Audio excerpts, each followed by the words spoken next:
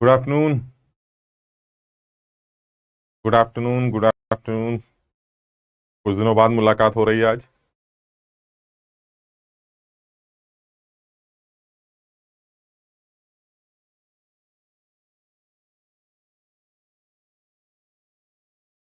मैं एकदम फिट हूँ।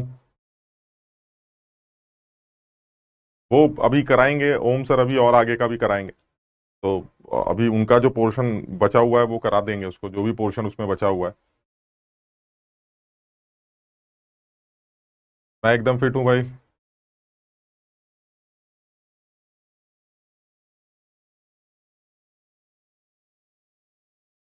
तो आज जो है वो थोड़ा सा और आगे बढ़ते हैं। अब एक और दूसरा चैप्टर स्टार्ट कर लेते हैं। Gaseous state. और बड़ा आसान अच्छा चैप्टर है ये, और इस पे बड़े सवाल भी बनते हैं। तो हम थोड़ा सा इसको अलग तरह से भी पढ़ने की कोशिश करेंगे। और इसके अंदर सबसे पहले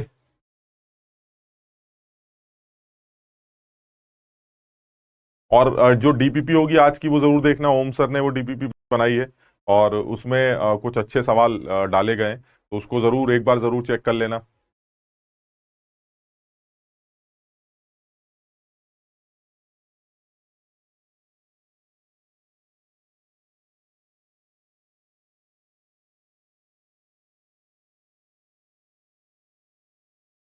हाँ, आज संडे का जो टेस्ट होगा उसमें जहां तक कराया गया है उतना ही सवाल आएंगे। अब मोल 1 के भी सवाल होंगे, मोल 2 के भी सवाल होंगे, एटॉमिक स्ट्रक्चर के भी सवाल होंगे, ताकि पूरा रिवाइज होता रहे। अदरवाइज एक ही चैप्टर के सवाल डालेंगे तो गड़बड़ हो जाएगा, है ना।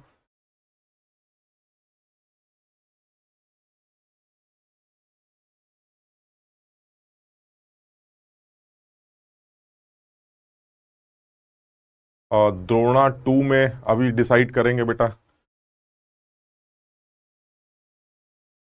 ठीक है, तो सब इसको स्टार्ट करते हैं। इसमें यार थोड़ा सा मैंने स्लाइड का कलर वलर लगाने की कोशिश की थी, तो हो सकता है स्लाइड का कलर बहुत ज्यादा अच्छा नहीं आया है। मैं आगे इस चीज का ध्यान रखूंगा, स्लाइड का कलर कुछ ऐसा लिया जाए जो बहुत ज्यादा विजिबल हो। तो आज थोड़ा सा इसको, हाँ ये फर्स्ट स्लाइड है, तो इसको थोड़ा सा आज एडजस्ट कर लेते हैं, है ना। फिर नेक्स्ट क्लास से मैं स्लाइड का कलर कुछ ऐसे लूंगा, अगर मैं कलर लेता हूं तो, ताकि वो बहुत आसानी से विजिबल हो, हालांकि दिखाई दे रहा होगा। और हाँ, थोड़ा अंधेरा है। जीवन में भी उजाले की ही तलाश है। तो इसको अगली बार से थोड़ा सा और सही कर लेंगे। आज थोड़ा सा डिम करा है मैंने इसका, क्योंकि कंट्रास्ट ज्यादा आ रहा था। तो थोड़ा सा कलर में वो आएगा, लेकिन फिर ये थोड़ी देर एडजस्ट करने कर लेंगे और ये हो जाएगा।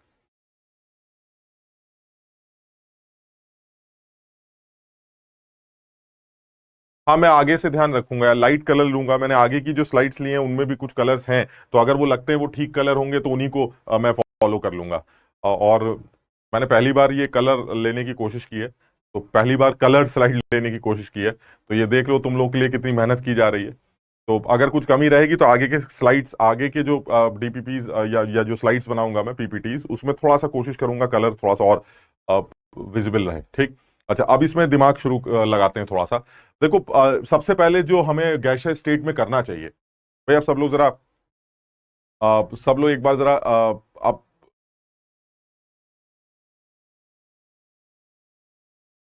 देखो, इनऑर्गेनिक की क्लास अभी जो चल रही है वो तो ओम सर ले ही रहे हैं। आगे थोड़ा सा और अपने हिसाब से मैनेज करेंगे। मैंने बताया था हम सब अपनी कोशिश में लगे हैं कि तुम लोगों को जो भी मिले वो बेस्ट मिले। तो कोशिश करूंगा कि मैं ऑर्गेनिक तुम लोगों का पूरा लूं, और इनऑर्गेनिक के अगर कुछ पोर्शन लेना पड़ा तो कुछ पोर्शन लूंगा। फिजिकल कोशिश करूंगा सारी कराऊं। तो हम लोग कुछ मैनेज करके कुछ बेस्ट चीज जिस जैसे मिल सकती है, तो आपस में डिस्कस करके ये काम किया जा रहा है। तो इसमें तुम लोगों के फायदे की ही सारी कहानी। इनऑर्गेनिक भी मैं अभी ओम सर ही कर रहे हैं, फिर मैं आगे देखूंगा कैसे करेंगे। तो थोड़ा सा मैनेज करते हैं और चीजों को समझने की कोशिश करते हैं। बहुत ही बढ़िया तरह के तरीके से हर चीज कराई जाएगी, है ना। तो बिल्कुल परेशान नहीं होते। और अब इसको थोड़ा सा शुरू करते हैं। अब ये चार्ट द्रोणा 2 कब स्टार्ट होगा, मेरे ख्याल से 13th है उसकी डेट, जितना मुझे याद आ रहा है। तुम एक बार चेक कर सकते हो। ठीक। अब इसको जरा एक बार पढ़ते हैं यार, है ना। अब सब लोग एक बार चैट बंद कर दो और एक बार स्टार्ट करते हैं। ये जो गैशियस स्टेट होगा, इस गैशियस स्टेट में कुछ प्रॉपर तरीके से बताऊं मैं अगर, तो सबसे पहले कुछ उल्टे सीधे लॉज आते हैं, है ना, आइडियल गैस इक्वेशन, यानी गैस को आइडियल मानकर कुछ लॉज बना दिए गए हैं, और वो लॉज हम पहले एक बार पढ़ लेंगे, ठीक।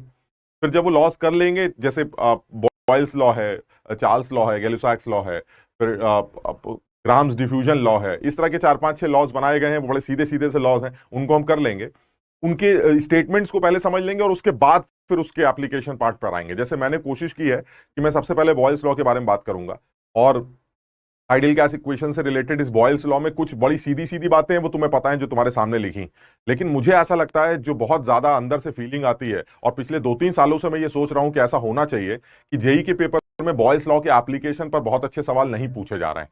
तो मैं कोशिश कर रहा हूं कि इस बॉयल्स लॉ के एप्लीकेशन पर भी कुछ सवाल तुम्हें बताऊं। जैसे सबसे इंपॉर्टेंट एप्लीकेशन है बॉयल्स लॉ का, दैट इज बैरोमीटर। तो मुझे ऐसा लगता है कि बहुत पहले जेई में बैरोमीटर पे सवाल पूछे गए थे, बहुत पहले, लेकिन कई सालों से बैरोमीटर पे सवाल नहीं दे रहा है। तो मुझे और उम्मीद है कि आगे आने वाले टाइम पर बैरोमीटर से रिलेटेड वो कोई ना कोई सवाल देगा, बिकॉज ये बॉयल्स लॉ के एप्लीकेशन का एक बड़ा अच्छा पार्ट माना जाता है। तो हम सबसे पहले तो बॉयल्स लॉ को फटाफट निपटा देते हैं, इसमें कोई खास बात नहीं है, दुनिया इस बारे में जानती है। बेटा प्रीवियस स्लाइड नहीं है, प्रीवियस स्लाइड तो जो है हमने की नहीं है, हम तो ये पहली स्लाइड ही कर रहे हैं। तो हितेश, हाँ एटॉमिक खत्म हो गया है, ऑर्गेनिक मैं ही पढ़ाऊंगा मृणाल, हम पूरी कोशिश कर रहे हैं। और अब जिन लोगों का भी लेट एडमिशन है, वो इस चैप्टर को एकदम ऐसे मान के चलें जैसे ये पहला चैप्टर, बिकॉज पुराने चैप्टर से इसका कोई खास लिंक नहीं है, सिर्फ इतना ही कि मोल्स वगैरह कैसे निकाले जाते हैं, शायद यहां पर भी मोल्स की जरूरत पड़ सकती है ना, तो उससे ज्यादा कोई ज्यादा लिंक नहीं है। तो प्रीवियस लेक्चर्स को देखकर या लेक्चर समरी को देखकर आप थोड़ा सा अपना बैकलॉग कवर करने की कोशिश करें, या फिर किसी और तरह से बैकलॉग कवर करने की कोशिश करें। तो हम इसको जरा या इतनी चैट लिखोगे तो मैं जब पढ़ा ही नहीं पाऊंगा, तो अब इस चैट को बंद करते हैं और इसको शुरू करते हैं। सबसे पहले बॉयल्स लॉ की बात कर रहे हैं, सारी दुनिया जानती है, बहुत सीधी सी बात कर रहे हैं, बहुत सीधा है। इसमें मुझे ना एक बड़ी अच्छी चीज लगती है, ये पूरी गैसियस स्टेट का सबसे सिंपल लॉ है ना, और ये पहला ही लॉ बनाया गया है, बॉयल साहब का पहला लॉ है ये, ठीक। मुझे हैरानी ये होती है कि इस लॉ को भी लोग गलत इंटरप्रेट करते हैं, इस लॉ में भी कुछ कमियां निकाल के आ जाते हैं, और इस लॉ को हम टीचर्स भी इनफैक्ट गलत इंटरप्रेट करते हैं। इस लॉ में एक चीज तो क्लियर है कि सर ऐसा है कि अगर आप बॉयल्स लॉ की बात कर रहे हैं तो एट कांस्टेंट टेम्परेचर, ये तो आपको बोलना ही है, and for a fix moles of a gas, ये दो बातें आप फिक्स कर दीजिए, क्योंकि अगर आपने मोल्स फिक्स नहीं किए तो आप एक आध सवालों में फंस गए। कैसे फंस गए सर? जब गुब्बारे को भराते हैं, हवा भरते हैं, तो सर उसका वॉल्यूम बढ़ता है और उसका प्रेशर भी बढ़ता है, जबकि वॉल्यूम को प्रेशर के साथ उल्टा रिश्ता रखना है बॉल्स के अकॉर्डिंगली। ये क्या बदतमीजी हुई? जब आप गुब्बारा फुला रहे हैं तो वॉल्यूम भी बढ़ रहा है, प्रेशर भी बढ़ रहा है। अरे भाई, आपने गुब्बारे के अंदर हवा भरनी स्टार्ट कर दी तो इसका मतलब आप उसके मोल्स चेंज कर रहे हैं, वो नहीं करने। इसलिए बलून के कॉन्सेप्ट जो है हमारा, या बलून का की फिलिंग, वो बॉयल्स लॉ से लिंक नहीं, इसलिए क्योंकि बलून की फिलिंग करते वक्त आप गैस के मोल्स बढ़ाते चले जाते हैं, और गैस के मोल्स को बॉयल ने फिक्स कर रखा है। इसका मतलब ये हुआ, दो बातें फिक्स कर दी गई, एक टेम्परेचर नहीं छेड़ा जाएगा और एक मोल्स नहीं छेड़े जाएंगे, ठीक। चलिए, ये तो सारी किताबें लिखती। गलत इंटरप्रिटेशन ये है कि हम ये लिखने के बाद ये बोल देते हैं कि pressure is inversely proportional to volume. मेरे ख्याल से तुम में से बहुत सारे बच्चे, अगर उनसे ये पूछा जाता कि भाई बॉयल्स लॉ इंटरप्रेट करके दिखाइए, तो तुम में से बहुत सारे बच्चे ये डेफिनेशन देते कि sir eight constant temperature for fix moles of a gas. ये तो ज्यादातर बच्चे बोल देते कि सर मोल्स को भी फिक्स कर दीजिए, टेम्परेचर को भी फिक्स कर दीजिए, लेकिन उसके बाद वो ये बोलते कि pressure is inversely proportional to volume. ये गलत है यार। Pressure is not the function of volume, pressure volume का फंक्शन नहीं है, वॉल्यूम प्रेशर का फंक्शन है, समझो। Volume is inversely proportional to P, P is not inversely proportional to V. Sir ये क्या बदतमीजी है सर? एक ही बात तो होती है, एक बात नहीं होती, आप थोड़ी सी अकल लगाइए। वॉल्यूम को छेड़ने के क्या क्या तरीके हो सकते हैं, आप बताइए मुझे। सर किसी भी गैसियस सिस्टम के वॉल्यूम को छेड़ने के मेरे पास 3 तरीके होते हैं। भाई सब लोग समझने की कोशिश करना, कुछ बच्चों के बातें आती हैं कि सर बड़ा अनऑर्थोडॉक्स तरीके से करा रहे हैं। एक्चुअली ऑर्थोडॉक्स तरीके समझ में नहीं आते, क्योंकि वो किताबी लैंग्वेज होती हैं, और किताबी लैंग्वेज कम समझ में आती है। मैं थोड़ी सी अपनी लैंग्वेज में बात करने की कोशिश कर रहा हूं कि वॉल्यूम जो होता है वो 3 तरीकों से छेड़ा जा सकता है। पहला, सर आप आग लगा दीजिए, टेम्परेचर चेंज कर दीजिए, वॉल्यूम चेंज हो जाएगा, बहुत बढ़िया। लेकिन सर आप कर नहीं पाएंगे, क्यों? क्योंकि सर बॉयल साहब कह के मरे हैं कि टेम्परेचर हमारा कांस्टेंट। तो मैंने कहा ठीक है भाई, एक काम तो वॉल्यूम बढ़ाने का या घटाने का हम कर नहीं पाएंगे, वाया टेम्परेचर, यहां तक ठीक है। दूसरी बात, उसने कहा सर एक काम करिए, अगर आप टेम्परेचर नहीं छेड़ सकते तो गैस के मोल चेंज कर दी। मैंने कहा ये बात भी सही है, हवा भर देंगे उसके अंदर तो वॉल्यूम बढ़ जाएगा। कह रहे नहीं नहीं सर, वो भी नहीं कर सकते आप। क्यों? क्योंकि सर उसमें भी उसने बोला है कि fix amount of the gas, यानी गैस का अमाउंट फिक्स कर दीजिए सर, उसका टेम्परेचर फिक्स कर दीजिए। तो मैंने कहा फिर तो आखिरी एक तरीका बचता है एंड दैट इज प्रेशर। यानी गैस के प्रेशर को लगाकर या गैस के प्रेशर को चेंज करके आप उसका वॉल्यूम चेंज कर सकते हैं। क्या मतलब हुआ, जब प्रेशर छेड़ा तो वॉल्यूम बढ़ा, या जब प्रेशर बढ़ाया तो वॉल्यूम घटा, और जब प्रेशर घटाया तो वॉल्यूम बढ़ा। यानी प्रेशर को चेंज करने से वॉल्यूम चेंज हो रहा है। यानी वॉल्यूम को चेंज करने के लिए आपको प्रेशर चेंज करना पड़ेगा। So volume is inversely proportional to pressure, pressure is not inversely proportional to volume. Pressure is inversely proportional to volume का क्या मतलब हुआ कि सर जब आप वॉल्यूम बढ़ाएंगे तो प्रेशर घट जाएगा। क्या बदतमीजी है, वॉल्यूम बढ़ाओगे कैसे भाई? थर्मोस बढ़ा के बढ़ा नहीं सकते, टेम्परेचर बढ़ा के बढ़ा नहीं सकते, तो पहले प्रेशर छेड़ना पड़ेगा ना। समझो बात को, यानी प्रेशर को छेड़ने से वॉल्यूम चेंज हो रहा है। So volume is inversely proportional to pressure, pressure is not inversely proportional to volume. सब लोग समझ पा रहे हैं? यानी ये ऑर्थोडॉक्स जो किताबें हैं हमारी, वो इस तरह से इंटरप्रेट करके मर गई हैं कि भाई प्रेशर और वॉल्यूम का उल्टा रिश्ता है, pressure is inversely proportional to volume बोल दो, चाहे volume is inversely proportional to pressure बोल दो। बिल्कुल गलत है। At constant temperature for fix amount of the gas और fix moles of a gas, volume is inversely proportional to pressure. So this is best, this is correct. तो sir ये ठीक है, हम समझ गए आप क्या समझाना चाह रहे हैं, बहुत बड़ी बात नहीं। हम इस बात को ध्यान रखेंगे कि टेम्परेचर कांस्टेंट कर दो, मोल्स कांस्टेंट कर दो, तब वॉल्यूम को छेड़ने का तरीका प्रेशर होगा। प्रेशर बढ़ेगा वॉल्यूम घटेगा, प्रेशर घटेगा वॉल्यूम बढ़ेगा, and this is Boyle's law. यहां तक क्लियर है?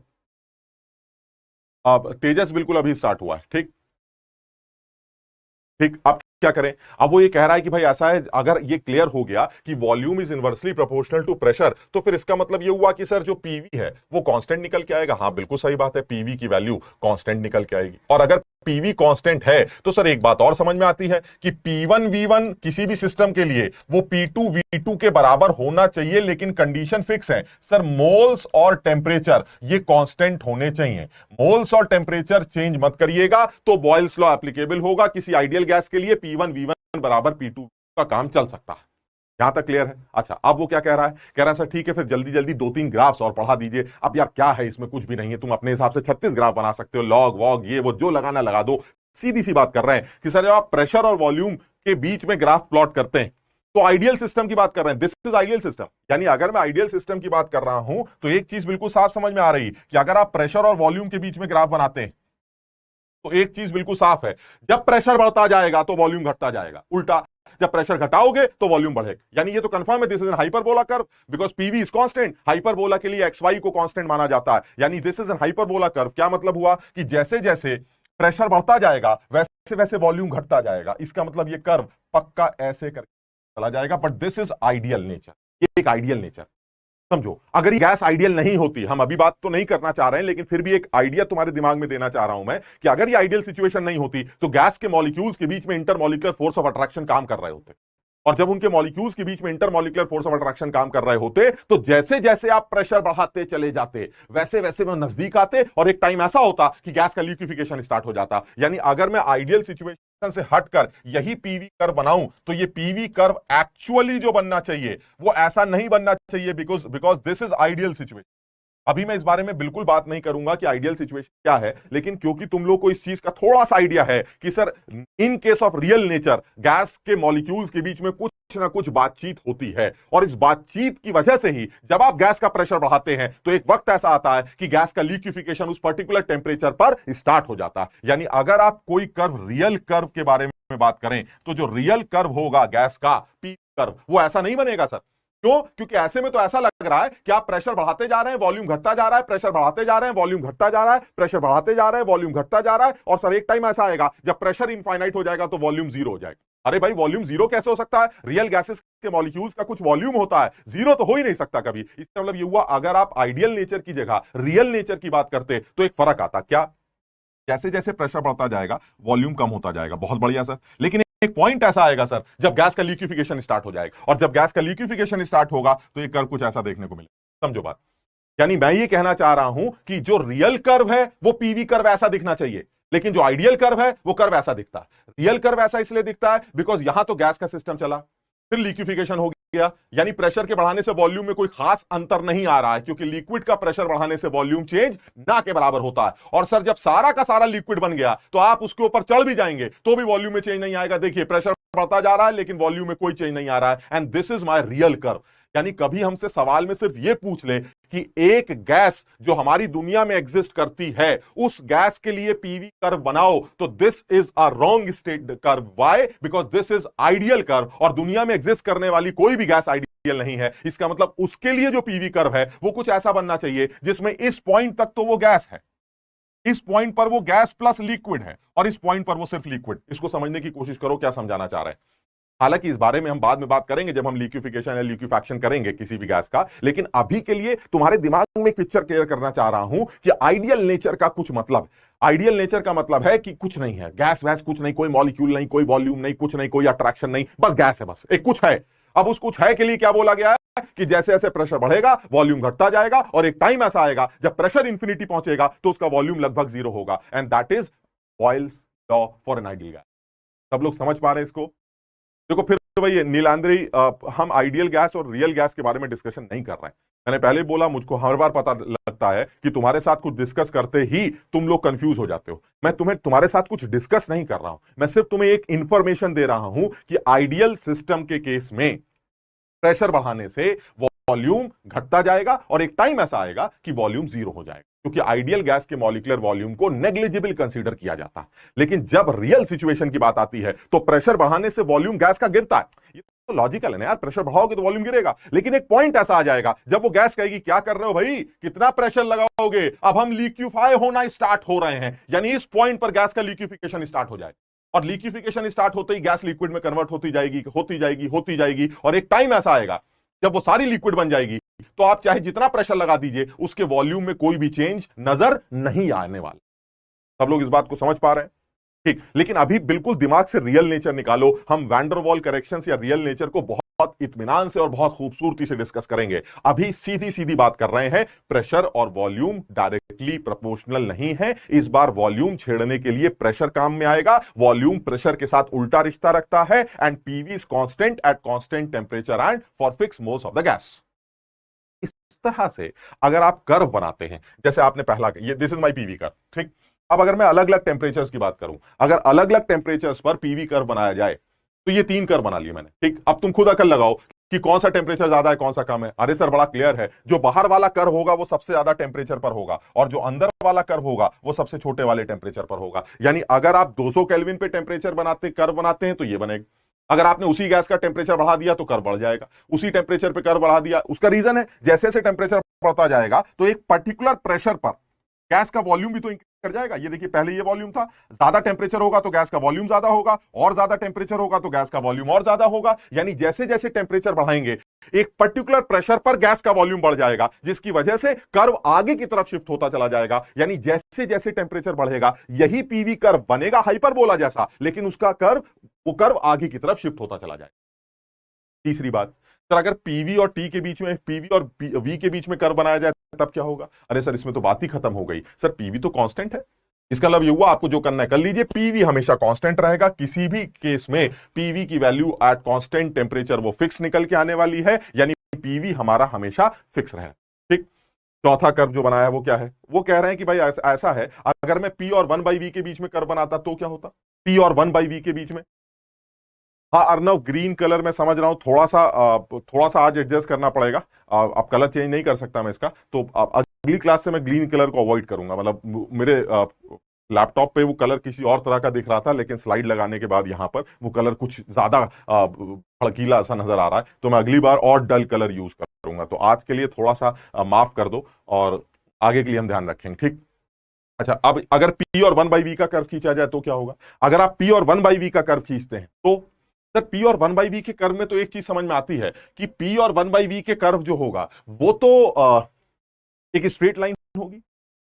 अगर वो स्ट्रेट लाइन होगी और ऐसी स्ट्रेट लाइन होगी जो ओरिजिन से पास होगी, इसका मतलब ये हुआ अगर P 1/v का कर्व खींचा जाए तो एक स्ट्रेट लाइन निकल के आएगी।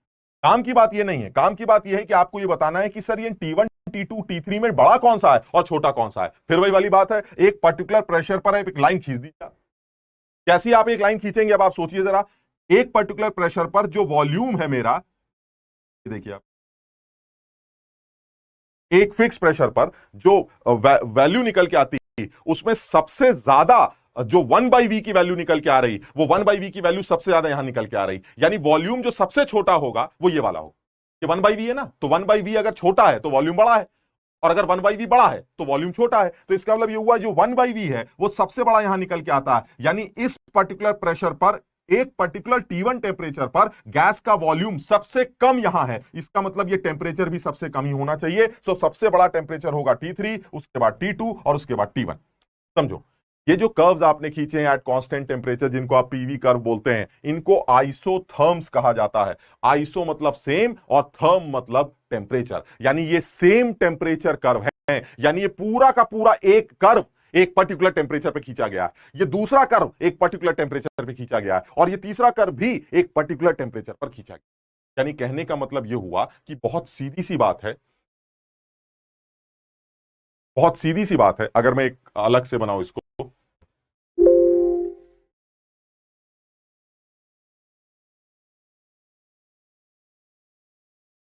यानी बिल्कुल सीधे सीधी की बात कर रहे हैं। अगर मान लीजिए मैं कर्व लेता हूं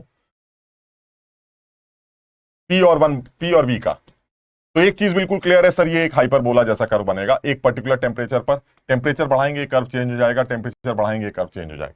यानी एक चीज क्लियर है, ये जो तीन कर्व्स आपने बनाए हैं ये अलग अलग टेम्परेचर पे बनाए गए हैं। मान लीजिए एक T1 है, एक T2 है और एक T3 टेम्परेचर पे बनाया गया है, लेकिन क्योंकि तीनों एक पर्टिकुलर टेम्परेचर पर खींचे गए हैं इसलिए इनको आइसोथर्म्स कहा जाएगा। This is isotherms, they are isotherms. ठीक, और जहां तक टेम्परेचर का सवाल है, जो सबसे बाहर का कर्व होगा वो जिस टेम्परेचर पर खींचा गया है वो सबसे बड़ा होगा और अंदर का टेम्परेचर सबसे कम मान लिया। ठीक, दूसरी बात क्या बोली? दूसरी बात बोली कि सर पीवी कांस्टेंट होना चाहिए। हाँ बिल्कुल सही है। तो अगर पीवी और वी का कर्व खींचा जाए तो वैसे ही समझ में आता है कि सर ये हमेशा एक कांस्टेंट निकल के आने वाला है, इसमें दिमाग लगाने की जरूरत नहीं है, because PV is always constant at particular temperature. बात खत्म। ठीक, दूसरी बात, अगर मान लीजिए पी और 1/v का कर्व खींचा जाए, यानी पी और 1/v का कर्व खींचा जाए, तो क्या होगा सर? ये एक ओरिजिन से पास होने वाली इक्वेशन होगी। अलग अलग टेम्परेचर पर ये कर्व कुछ ऐसे बनेंगे। एक टेम्परेचर T1 ले लेते हैं, एक T2 ले लेते हैं, एक T3 ले लेते हैं, तो हम बिल्कुल साफ समझ सकते हैं कि एक पर्टिकुलर प्रेशर पर जो 1/v है सबसे बड़ा इसके पास, और अगर 1/v सबसे बड़ा इसके पास है, इस T3 के पास, एक पर्टिकुलर प्रेशर पर जो 1/v वैल्यू है वो सबसे बड़ी, यानी वॉल्यूम सबसे छोटा होगा, और वॉल्यूम सबसे छोटा होगा तो सर ये टेम्परेचर भी सबसे छोटा माना जाएगा, यानी T3 सबसे छोटा होगा T2 से और T2 छोटा होगा T1 से। मैंने जो तुम्हें स्लाइड में टेम्परेचर लिखे थे उसमें T3 ऊपर था और T1 नीचे था, तो वहां ये रेशो उल्टा निकल के आ रहा होगा। अदरवाइज जो रिलेशन होगा वो रिलेशन ये, और इनको भी आइसोथर्म्स ही कहा जाएगा। They are also called isotherms. यानी मेरे कहने का मतलब है कि अगर आप बॉयल्स लॉ की सीधी बात कर रहे हैं तो सर पीवी कांस्टेंट रहेगा, पी और वी का कर्व एक हाइपरबोला बनेगा, और अगर पी और 1/v का कर्व बनाते हैं तो फिर वो एक स्ट्रेट लाइन होगी जो ओरिजिन से पास होगी। तीसरी बात, अगर आप टेम्परेचर्स की बात करते हैं तो पीवी कर्व में जो सबसे ऊपर के कर्व बनते हैं वो हायर टेम्परेचर पर, और जो लोअर के कर्व्स होते हैं वो लोअर टेम्परेचर पर, जो नीचे के कर्व्स होते हैं। और अगर आप पी और 1/v के कर्व बना के आइसोथर्म्स बना रहे हैं तो जो सबसे नीचे वाला कर्व होगा जिसका स्लोप सबसे कम होगा वो सबसे छोटे टेम्परेचर पर, और जो दूसरा वाला होगा वो जो सबसे ऊपर वाला होगा वो सबसे बड़े टेम्परेचर पर प्लॉट किया जाए। सब लोग इसको समझने की कोशिश करें, सब लोग यहां तक समझने की कोशिश करें। बहुत सीधी सी बात कर रहे हैं, इसमें कोई टाइम पास करने की जरूरत नहीं है और बिल्कुल टाइम बर्बाद करने की जरूरत नहीं है। ये सब लोग जानते हैं। एक बार एनसीईआरटी खोल के तुम्हें देखने को मिलेंगे, सारे कर्व वहीं बने हुए, कुछ नया नहीं। काम की बात क्या है सर? काम की बात, इस पे एक सवाल अभी फटाफट उल्टे सीधे कर लेते हैं ताकि हम सीधे सीधे मुद्दे पे आए। इसका सबसे बड़ा एप्लीकेशन क्या है, और इस बॉयल्स लॉ का सबसे अच्छा एप्लीकेशन है बैरोमीटर, तो हम उस पे आने वाले हैं। ठीक, सबसे पहले बिल्कुल क्लियर हो गया, temperature constant, mole constant, then P is equal to constant. बात खत्म। तीन बातें याद करते हैं, एक पीवी कर्व ऐसा बनता है, एक पीवी कांस्टेंट कर्व ऐसा बनता है, और पी और 1/v का कर्व ओरिजिन से पास होता है। इंपॉर्टेंट बात, जो अच्छा मेंस का ऑब्जेक्टिव बन सकता है वो टेम्परेचर के रिलेशन से बन सकता है, और दोनों केसेस में टेम्परेचर के क्या रिलेशन है और कैसे निकाले गए वो आप समझ सकते हैं। शिवानी कह रही है why we are calling it isotherms. Iso means same and therm मतलब टेम्परेचर, यानी एक पूरा कर्व, ये पूरा कर्व एक पर्टिकुलर टेम्परेचर पे प्लॉट किया गया है, तो दिस इज एन आइसोथर्म। इसी तरह से ये वाला पूरा कर्व एक पर्टिकुलर टेम्परेचर पे प्लॉट किया गया है, इसको भी आइसोथर्म कहेंगे। और ये वाला पर्टिकुलर कर्व भी एक कांस्टेंट टेम्परेचर पर T3 टेम्परेचर पे प्लॉट किया गया है, इसको भी आइसोथर्म कहा जाएगा। So they are called isotherms because they are plotted against a constant temperature T। Clear? Last वाला स्ट्रेट लाइन क्यों है? लास्ट वाला तो स्ट्रेट लाइन इसलिए क्योंकि y तुम समझो, अगर पी और 1/v का कर्व खींच रहे हैं तो 1/v x हो गया और p हो गया y, और y और x का रिलेशन तो डायरेक्ट ही है ना। देखो v is directly proportional to 1/p, 1/p और v का कर्व तो डायरेक्टली ओरिजिन से पास होगा। y is equal to mx type का जो कर्व बनता है तो वो तो ओरिजिन से ही पास करेगा। तो ऐसे में ये कर्व स्ट्रेट लाइन बनेंगे और ओरिजिन से पास होते हुए लाइन। सबको यहां तक समझ में आ गया? कोमल का आज बर्थडे है। कोमल हैप्पी बर्थडे। लीक प्रतीक लिक्विफिकेशन के बारे में बाद में बात करेंगे जब हम रियल गैसेस के नेचर पर आएंगे। अभी आइडियल गैस में इसका कोई लेना देना नहीं। ठीक, टेम्परेचर के रिलेशंस कैसे निकाले? दीपांशु बहुत क्लियर है यार, ये अभी मैंने बताया भी था।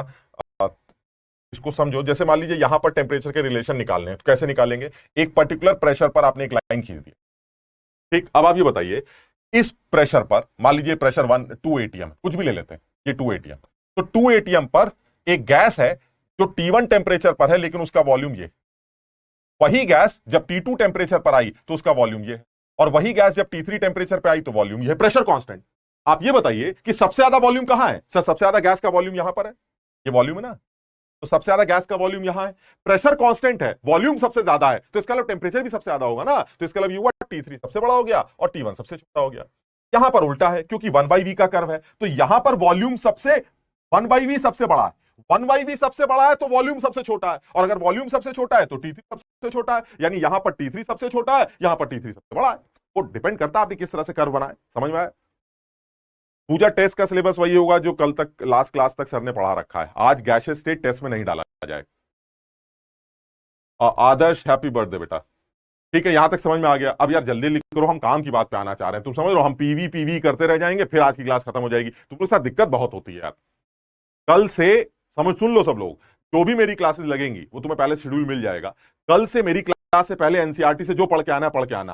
कि ये उल्टी सीधी टाइम पास नहीं करेंगे हम, समझ लो सब लोग। यानी आप कल बॉयज लॉ, चार्ल्स लॉ, हमारा लॉ, तुम्हारा लॉ, जो भी लॉ है वो सारे लॉ पढ़ लेना पहले से, हल्की हल्की रीडिंग लगाकर, समझ लो, ताकि क्लास में उल्टे सीधे सवाल ना करो। क्लियर है ये? अच्छा, अब आप एक बार आइसो थम और बता दीजिए अनिरुद्ध बेटे। आइसो मतलब सेम, थर्म मतलब टेम्परेचर, यानी वो कर्व जो सेम कांस्टेंट टेम्परेचर पर बना है उसे आइसोथर्म कहेंगे। So this line is an isotherm. ऊपर वाली line is again an isotherm, ये वाली line is again isotherm. So they all are isotherms. ये मतलब नहीं तीनों के टेम्परेचर सेम है, ये पूरा कर्व एक सेम टेम्परेचर पे बना है, इसलिए इसको आइसोथर्म कहा जा रहा है। ठीक है ये?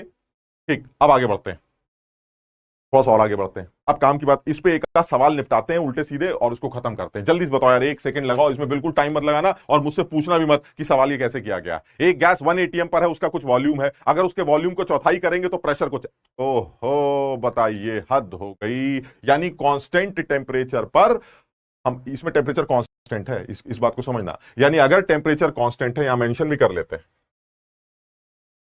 कहीं लिखा शायद नहीं है इसमें टेम्परेचर कांस्टेंट। यानी एक चीज क्लियर हो गई कि सर भाई साहब आप बॉयज लॉ की बात कर रहे हैं, वॉल्यूम को चौथाई करने के लिए प्रेशर को 4 गुना करना पड़ेगा। यानी प्रेशर अगर पहले 1 एटीएम है, वॉल्यूम को चौथाई करना है तो प्रेशर को 1 एटीएम से 4 गुना यानी 4 एटीएम कर देंगे, बात खत्म। कुछ समझ में आई? यानी इसमें कुछ नहीं करना है, P1V1 is equal to P2V2 लगाना है। यानी P1V1 इज इक्वल टू, अगर P2V2 लगाएं तो पहले का प्रेशर 1 एटीएम है, वॉल्यूम V है, बाद का प्रेशर P2 है और वॉल्यूम हो गया हमारा 1/4 यानी V/4। So ultimately P2 will be 4। बिल्कुल उम्मीद नहीं कर सकते कि हमसे किसी भी इम्तिहान में पूछा जाएगा, क्योंकि बिल्कुल फर्जी है। समझ लो बात को? सेकंड सवाल पे आते हैं। अब सवाल सेकंड वाला थोड़ा सा अच्छा है, मैं तुम्हें 2 मिनट दूंगा उसको करने के लिए। कर पाते हो तो ठीक, नहीं तो मैं करके दिखाता हूं। ये दूसरा वाला कर लेते। अगर पढ़ने में किसी को कुछ दिक्कत आ रही है तो मैं एक बार इसको पढ़ के भी सुना देता हूं। A rubber balloon contains some solid marbles, कुछ कंचे हैं, ठीक, कंचे हैं हमारे पास, कुछ पता नहीं कितने हैं। उस कंचे का वॉल्यूम 10 ml, गैस भरी जा रही है और उसको 2 एटीएम प्रेशर पर, और टोटल बलून का वॉल्यूम 1 लीटर कर दिया गया। अब वो कह रहा है कि अगर मैं एक्सटर्नल प्रेशर को इंक्रीज कर दूं 4 एटीएम तो बलून का जो वॉल्यूम है वो 625 हो जाता है। आपको बताना है कंचे कितने हैं उसके अंदर। समझो बात, जल्दी से बताओ। आर्यन तुम्हारा कमेंट दिखाई दे रहा है बेटा।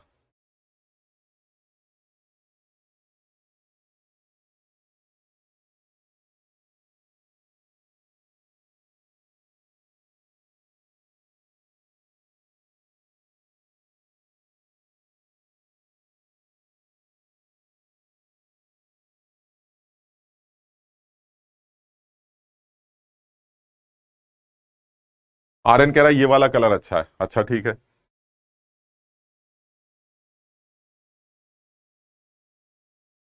हाँ बिल्कुल सही बात है अंकित, हम सीधे PV by T is equal to constant use कर सकते हैं, मतलब कर सकते हैं। अगर मोल्स कांस्टेंट है तो PV by T constant use कर सकते हैं, लेकिन फिर वही है कि ये जो बड़े बड़े आदमी हैं ये नाराज हो जाएंगे, रात में सपने में आएंगे, तुम्हें डराएंगे। इसलिए इनको भी तो पढ़ना जरूरी है। पहले बॉयज लॉ पढ़ लेते हैं, चार्ल्स पढ़ लेते हैं, फिर इन दोनों को मिला जुला के आइडियल गैस इक्वेशन बना देंगे, फिर इनको कहेंगे आपका आना बड़ा अच्छा लगा, आप जाइए यहां से। यानी मेरे कहने का मतलब है, अगर आइडियल गैस इक्वेशन पहले आई होती तो इनका कोई महत्व नहीं होता। इनका महत्व या इनकी पूजा इसलिए की जा रही है क्योंकि इनकी वजह से आइडियल गैस इक्वेशन आई है। ये मैं प्रूव करके दिखाऊंगा कि बॉयल्स चार्ल्स जब इकट्ठे होते हैं तो आइडियल गैस इक्वेशन, यानी अगर आइडियल गैस इक्वेशन पहले पता होती हमें तो फिर हम इन बॉयल्स चार्ल्स को पढ़ते ही नहीं, हम इनको पढ़ने की कोई जरूरत नहीं, क्योंकि आइडियल गैस इक्वेशन से ये सारे लॉ अपने आप डिराइव किए जा सकते हैं। हाँ कुछ बच्चे आंसर बता रहे हैं 25, शाबाश, बहुत आसान सवाल है, बहुत आसान सवाल है। अच्छा सवाल है, लैंग्वेज वाली बात है, बस अगर आपको लैंग्वेज पकड़ में आती है तो आप ये सवाल कर लेंगे। वो कह रहे हैं कि एक रबर बलून है जिसके अंदर कुछ सॉलिड कंचे पड़े हुए हैं जिसका वॉल्यूम 10 ml, यानी एक कंचे का वॉल्यूम 10 ml है। तो इसका मतलब ये हुआ, मैं यहां पर लिख सकता हूं कि मुझे अगर नंबर ऑफ कंचे या मार्बल बॉल्स निकालनी है तो let total marbles is equal to X, volume of all the marble is equal to 10x। Total volume 10x ml होगा क्योंकि एक का 10 ml दे रखा है। ठीक, अब वो कह रहा है कि गैस को बलून को हमने प्रेशर दे दिया 2 atm, यानी इनिशियली प्रेशर 2 atm है और वॉल्यूम जो है बलून का वो 1 लीटर। ठीक, अब ये बताइए, जब आप बलून का टोटल वॉल्यूम 1 लीटर बोलते हैं तो उस 1 लीटर में 10x वॉल्यूम तो हमारा कंचों का ही होगा, तो गैस का वॉल्यूम कितना होगा? सर गैस का वॉल्यूम टोटल वॉल्यूम में से कंचों का वॉल्यूम माइनस कर देंगे। यानी एक चीज क्लियर है, अगर टेम्परेचर कांस्टेंट रखा गया है, पता नहीं यहां पर भी लिखा गया है कि नहीं, टेम्परेचर कांस्टेंट मान लिया हमने, यानी अगर टेम्परेचर कांस्टेंट है तो ऐसे में एक चीज कंफर्म है sir, P1V1 is equal to P2V2 होना चाहिए। अब अगर P1V1 P2V2 है तो जो पहले का प्रेशर है वो सर 2 atm है, यानी 2, और जो वॉल्यूम होगा गैस का वो होगा 1 litre, that is 1000 ml minus 10x, that is volume of the marble. This is the volume of the gas, यानी टोटल वॉल्यूम अगर 1 लीटर या 1000 ml है, उसमें 10x किसका वॉल्यूम है? मार्बल का। तो गैस का वॉल्यूम क्या होगा सर? वो ये, this is P1V1। Second statement लिखते हैं। दूसरी बात वो कह रहा है कि अगर मैंने एक्सटर्नल प्रेशर को 4 atm कर दिया तो अब जो नया वॉल्यूम है वो 625 हो गया। तो मैंने कहा बहुत आसान है, नया प्रेशर अगर 4 कर दिया तो अब जो गैस का टोटल वॉल्यूम का वॉल्यूम है वो 625। तो फिर अब गैस का वॉल्यूम कितना होगा? सर गैस का वॉल्यूम 625 माइनस 10x। भाई कंचे तो पड़े ही हैं, उनसे तो कोई लेना देना ही नहीं है, वो वॉल्यूम तो आपको हर बार माइनस करना पड़ेगा गैस का वॉल्यूम निकालने के लिए। यानी प्रेशर 2 से 4 कर दिया तो जो वॉल्यूम निकल के आ रहा है वो आ रहा। यहां से एकदम साफ समझ में आ रहा है कि आप इससे एक्स की वैल्यू सॉल्व करेंगे, ये 25 निकल आए, यानी टोटल जो कंचे हैं वो आपके पास 25। बहुत सारे बच्चे बता भी रहे हैं, बहुत अच्छा सवाल, आसान सा सवाल। इसमें बस यही है कि विशाल त्रिपाठी, आंसर 25 है आपका, बिल्कुल सही, शाबाश। बस इसमें इस बात का ध्यान रखना था कि आप बलून को ले लेते हैं और बलून के अंदर अगर कंचे पड़े तो जो गैस का वॉल्यूम निकल के आएगा वो इन कंचों के वॉल्यूम को माइनस करके निकाला जाएगा। यानी पहले वाला सीन है ये 1000 ml है, और बाद वाला सीन है जब प्रेशर बढ़ा दिया तो ये और छोटा हो गया, लेकिन कंचे अभी भी इतने ही होंगे। अगर अभी भी कंचे इतने हैं तो अब जो वॉल्यूम है वो 625 ml। तो अगर यहां से गैस का वॉल्यूम निकालते हैं तो वो 1000 माइनस 10x आएगा, और यहां से अगर गैस का वॉल्यूम निकालते हैं तो वो 625 माइनस 10x निकल के आएगा। यानी गैस का V1 पता है, गैस का V2 पता है, पहले वाले गैस का प्रेशर पता है 2 atm, बाद में गैस का प्रेशर पता है, P1V1 बराबर P2 लगाकर आप x की वैल्यू आसानी से सॉल्व कर सकते हैं। इसमें अंशिका प्लस नहीं करना है बेटा, समझना, सब गैस को निकालना है ना। अगर बलून में ऑलरेडी कंचे पड़े हैं तो वहां तो गैस घुस नहीं जाएगी, गैस कहां घुसेगी? टोटल वॉल्यूम में से कंचा माइनस कर दिया, तो आपने दोनों सूरतों में गैस का वॉल्यूम निकाला, P1V1 बराबर P2V2 लगाया, मस्त, आपका x सॉल्व हो जाएगा। सो टोटल नंबर ऑफ कंचे या total number of marble balls will be 25। यहां तक सबको क्लियर है?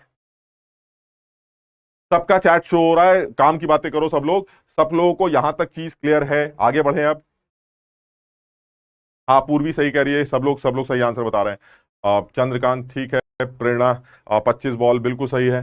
मनीष बिल्कुल सही है, परमार कलर के पीछे पड़े हैं। मैंने प्लस कर दिया था, अंशिका प्लस नहीं करना है, तभी आंसर तब भी सही है, लेकिन हो सकता है वो ऑब्वियस है कि कुछ चेंज करने से, लेकिन प्लस करने से कहीं ऐसा तो नहीं नेगेटिव आ रहा हो, एक बार चेक कर लो। ठीक है, ये मेंस में आ सकता है, बिल्कुल सही समझ रहे हो, ये मेंस में आ सकता है, बिकॉज ये डायरेक्टली कंफ्यूज कर रहा है सवाल को। तो आप इसको समझ लीजिएगा कि अगर कभी किसी बलून के अंदर कुछ ऐसी चीजें भरी हैं जो वॉल्यूम ऑक्यूपाई करती हैं, तो गैस का वॉल्यूम उस ऑक्यूपाइड वॉल्यूम को माइनस करके निकाला जाएगा, बात खत्म। ठीक है, आगे बढ़ते हैं। अब आते हैं अपने मुद्दे पे, बॉयल्स लॉ के एप्लीकेशन पर। ये सब बॉयल्स लॉ का एक एप्लीकेशन ही है, P1 V1 बराबर P2, लेकिन बॉयल्स लॉ का एक बड़ा अच्छा एप्लीकेशन बैरोमीटर होता है। अब मैं यहां पर बात स्टार्ट करता हूं, बैरोमीटर के लिए क्या बोलते हैं। हम ज्यादा डिटेल में नहीं जाएंगे, तुम ये सोचोगे कि सर आप तो ये जो है बैरोमीटर पढ़ाने शुरू कर दिया, बैरोमीटर कैसे बनता है, दुकान में कहां मिलता है, कितने का मिलता है। हम बैरोमीटर के बारे में बात नहीं कर रहे हैं, हम सिर्फ इतना बताना चाह रहे हैं कि बैरोमीटर एक ऐसा अपरेटस है जो एटमॉस्फेरिक प्रेशर नापने का काम करता है। क्लियर है यहां तक? ठीक, कैसे करता है? बैरोमीटर में कुछ इस तरह की असेंबली होती, कहां गया ये, इस तरह की असेंबली होती। क्या करते हैं ये कि जब आप इसको, भाई इसका कलर फिर वही चमक रहा होगा, मैं आगे से ध्यान रखूंगा, है ना, तो तुम लोग टेंशन मत लो, आगे से कलर ऐसे ही यूज करेंगे जो थोड़ा सा डल कलर हो और जिस पे ब्राइटनेस बढ़ाकर तुम्हें उसको क्लियरली दिखाई जा सके। लेकिन आज के लिए थोड़ा सा बेयर करना पड़ेगा, इसलिए समझ लेते हैं। ठीक, अच्छा, वो ये कहना चाह रहा है कि होता क्या है बैरोमीटर के अंदर, कि बैरोमीटर के अंदर एक बीकर होता है जिसके अंदर मरकरी भरा होता है। ठीक, जब आप, और एक एक कैपिलरी ट्यूब लगी होती है जो इसके ऊपर डुबो के रख दी जाती है। ठीक, अच्छा, अब वो क्या रहा है कि जैसे ही आप इसको हवा में रखते हैं, एटमॉस्फेयर में रखते हैं, तो इस सरफेस पर एटमॉस्फेयर का प्रेशर लगना स्टार्ट कर देता है। और जब इस सरफेस पर एटमॉस्फेयर का प्रेशर लगता है तो मरकरी का लेवल धीरे धीरे उठने लगता है। अब जरा समझना होगा क्या, जैसे जैसे मरकरी का लेवल उठेगा वैसे वैसे मरकरी का एक पर्टिकुलर वेट इकट्ठा होता चला जाएगा इस ट्यूब के अंदर। ये वेट इकट्ठा होता चला जा रहा है इस मरकरी के ऊपर, और ये वेट नीचे की तरफ लगेगा। इसका मतलब ये हुआ एक प्रेशर जो उस मरकरी को ऊपर उठा रहा है, एक फोर्स जो ऊपर उठा रहा है, और मरकरी का वेट उस फोर्स को अपोज कर रहा है नीचे की तरफ। तो इसका मतलब ये हुआ मरकरी कब तक ऊपर उठेगा, तब तक ऊपर उठेगा जब तक मरकरी के वेट की वजह से जो फोर्स नीचे लग रहा है वो प्रेशर की वजह से लगने वाले फोर्स को बैलेंस नहीं कर देता।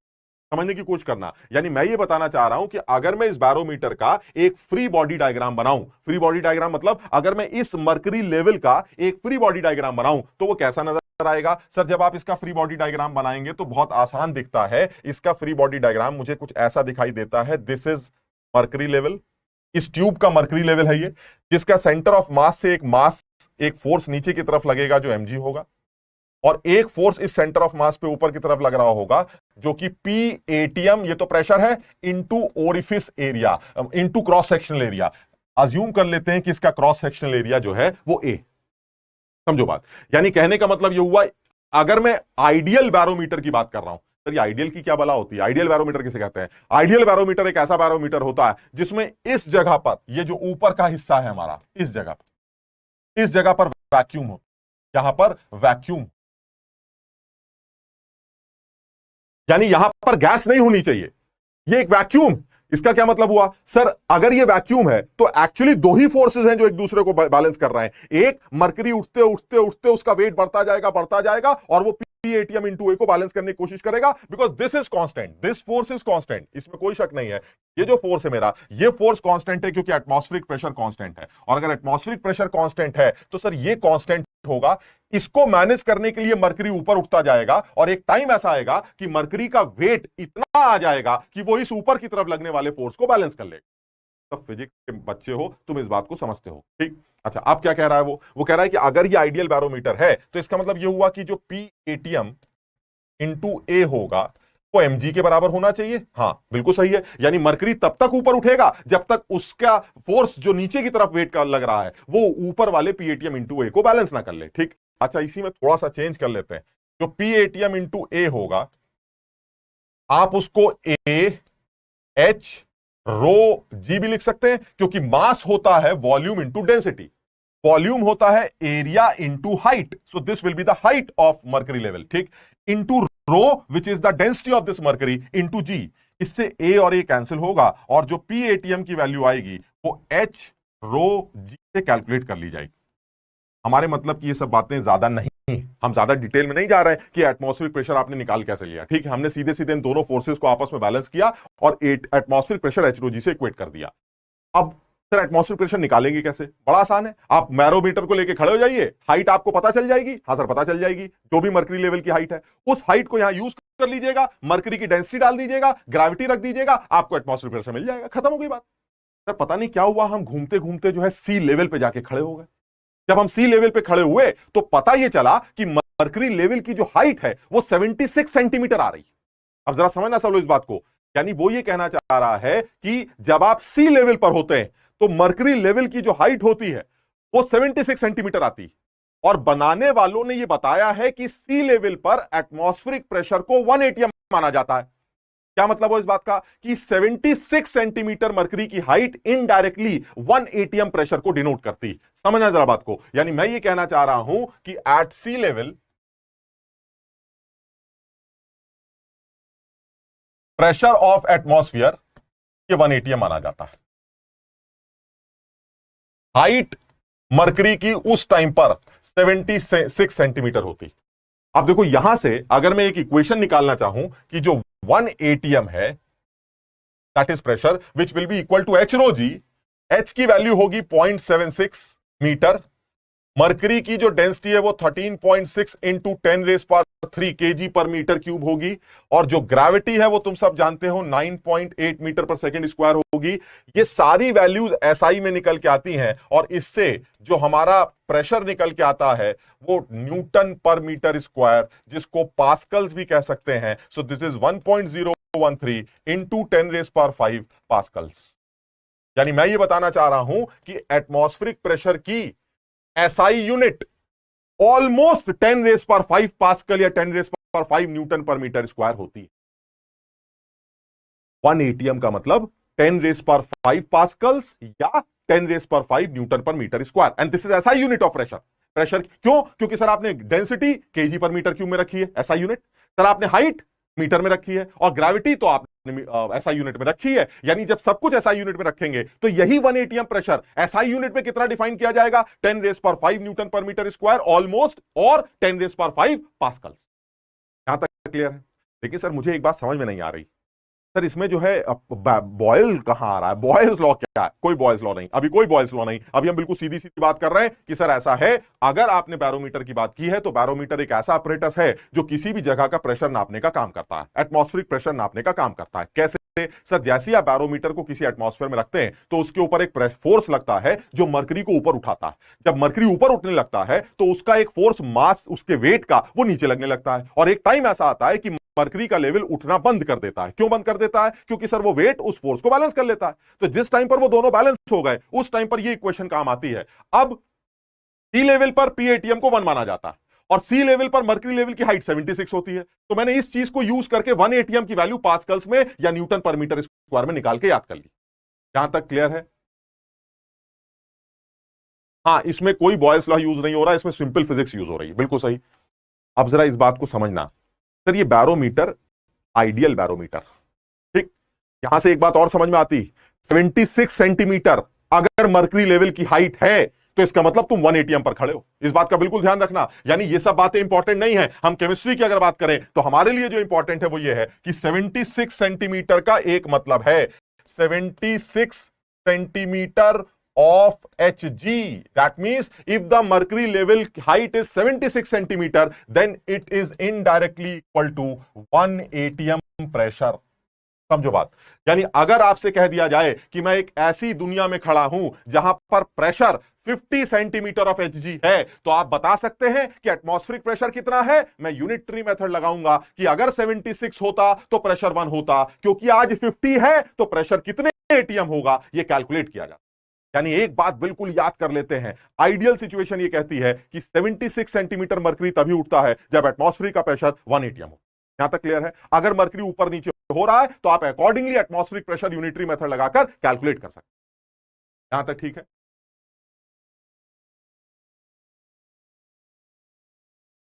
अर्नब पूछ रहा है वाटर लेते। एक सेकंड अर्नब, वाटर नहीं, इसमें रूह अफ़ज़ा भी डाल देंगे। एक मिनट जरा रुक जाना, एक सेकंड के लिए रुक जाओ, अभी धीरे धीरे करके बात करते हैं।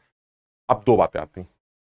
हम सब अभी सिर्फ आइडियल की बात कर रहे हैं और आइडियल के बारे में बात हो चुकी। आइडियल मतलब वैक्यूम, समझना, ऊपर वैक्यूम होना चाहिए। सर ये तो बड़ी अजीब सी बात है, वैक्यूम कैसे बनाएंगे आप? जब आप कैपिलरी ट्यूब को इसके अंदर डिप करेंगे तो उस कैपिलरी ट्यूब में तो ऑलरेडी गैस होगी ना, तो जब आप इसको डिप करेंगे और मरकरी ऊपर उठेगा तो गैस अंदर ही अंदर दबती चली जाएगी, यानी ऊपर वैक्यूम तो कभी हो ही नहीं सकता।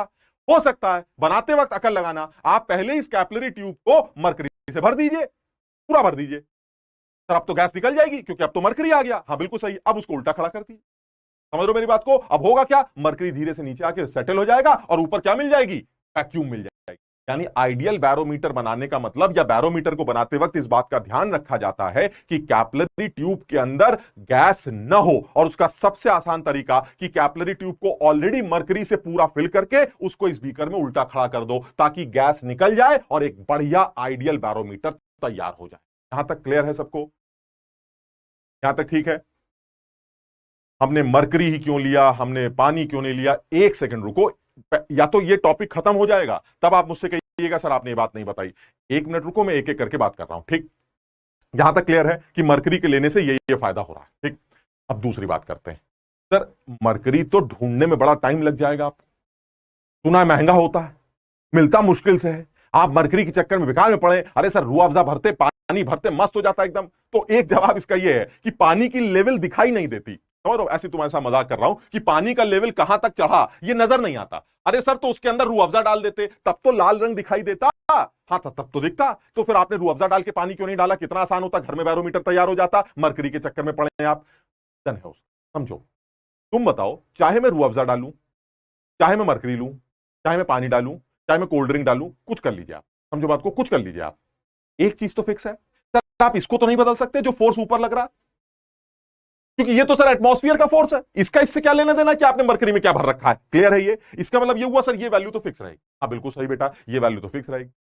इसका मतलब ये हुआ कि जो भी आपने उसके अंदर लिक्विड डाला है उसका वेट वो नीचे लगेगा और वो तब तक लगता जाएगा, यानी वो तब तक लेवल उठता जाएगा जब तक वो वेट इस पी एटीएम इंटू ए को बैलेंस ना कर ले। And this is constant, this value is constant. अब जरा समझना, अगर तुमने पानी लिया होता ना, पानी के अंदर एक बुराई ये है, पानी की डेंसिटी मरकरी की डेंसिटी से बहुत कम होती। तुमने मरकरी की डेंसिटी लिखते ही समझ लिया होगा कि सर ये तो 13.6 गुना ज्यादा है पानी से। यानी कि इससे क्या फर्क पड़ता है? फर्क पड़ता है। क्यों? अगर डेंस लिक्विड लोगे तो उसका थोड़ा भी हिस्सा अगर उठ गया तो वो बहुत बड़ा वेट नीचे लगा देगा। जरा अकल लगाने की कोशिश करना, उल्टे सीधे जवाब मत देना, बिल्कुल समझने की कोशिश करना। बार प्रेशर, अब इसी में लगे रहेंगे सर। एटीएम बार, अरे एटीएम और बार एक जैसे होते हैं यार, क्यों दिमाग लगाते हो? हमारे लेवल पे कोई अंतर नहीं होता, समझने की कोशिश करना। मरकरी की डेंसिटी बहुत ज्यादा होती है। अब अगर मरकरी की डेंसिटी बहुत ज्यादा है तो इससे फायदा क्या है? फायदा यह है कि मरकरी अगर थोड़ा सा भी ऊपर उठा, समझ लो, थोड़ा सा भी वॉल्यूम आ गया, उस वॉल्यूम का जो मास होगा बिकॉज ऑफ डेंसिटी बहुत ज्यादा होगा। समझो मास कैसे निकलता है? मास होता है V इंटू डी से। अगर मरकरी का लेवल थोड़ा सा भी उठा तो जो मास क्रिएट होगा नीचे की तरफ वो बहुत तगड़ा होगा। क्या मतलब हुआ कि सर आपको मास क्रिएट तो उतना करना है जो इसको बैलेंस कर सके। मरकरी लेने का फायदा यह है कि थोड़ा सा भी मरकरी अगर ऊपर उठता है तो उसका इतना बड़ा वेट नीचे लगने लगता है, बहुत जल्दी इसको बैलेंस कर लेता है।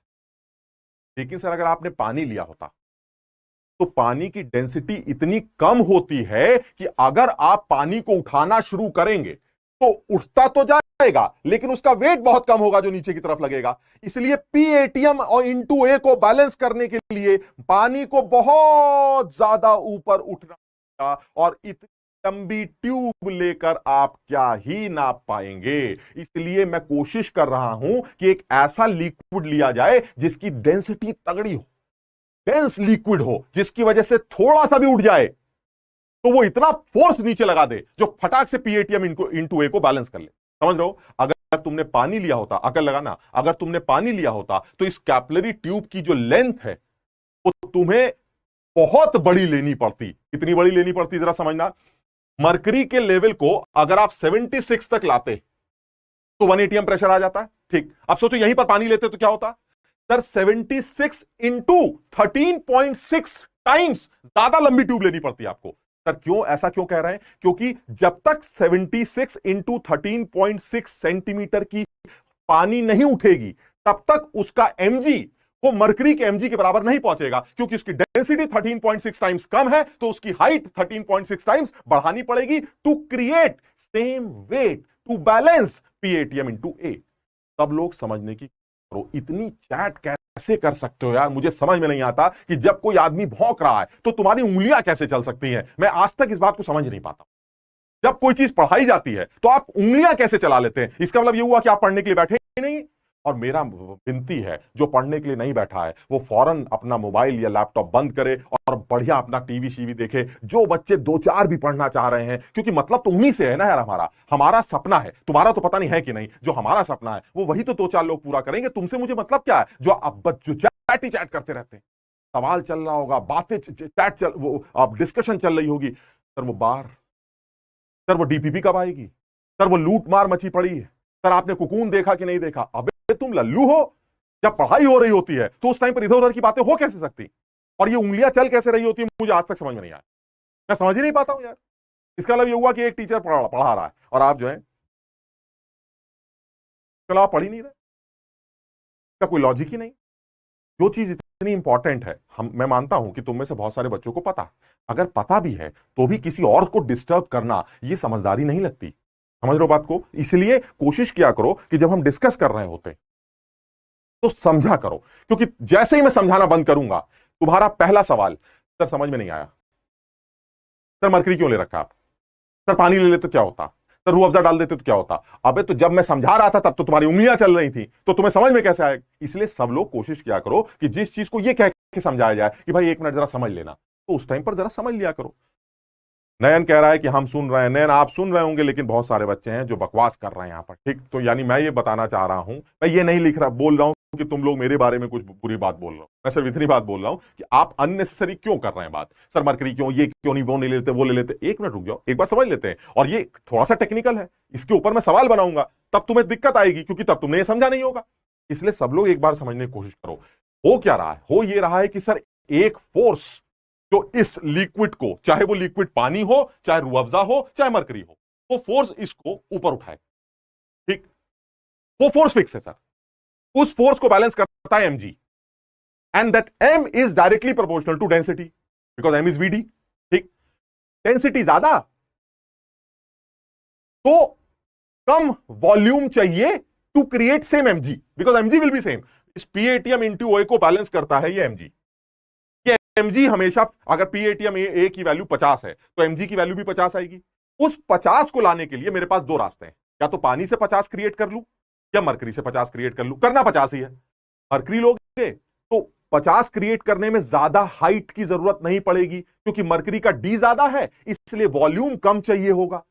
लेकिन पानी का डी कम है तो वॉल्यूम ज्यादा चाहिए होगा। 50 तो लाना ही है, क्योंकि तभी तो इसको बैलेंस कर पाओगे। इसका मतलब ये हुआ, एक सवाल तो बड़ा अच्छा हो गया कि if we use water instead of mercury in this barometer, find out the minimum length required for this capillary tube।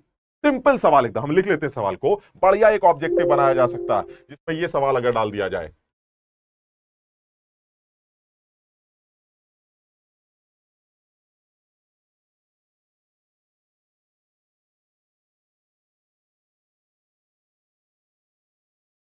इसको नोट कर लेते हैं ताकि सब लोगों को समझ में आ जाए मैं पूछ क्या रहा हूं। Find out the minimum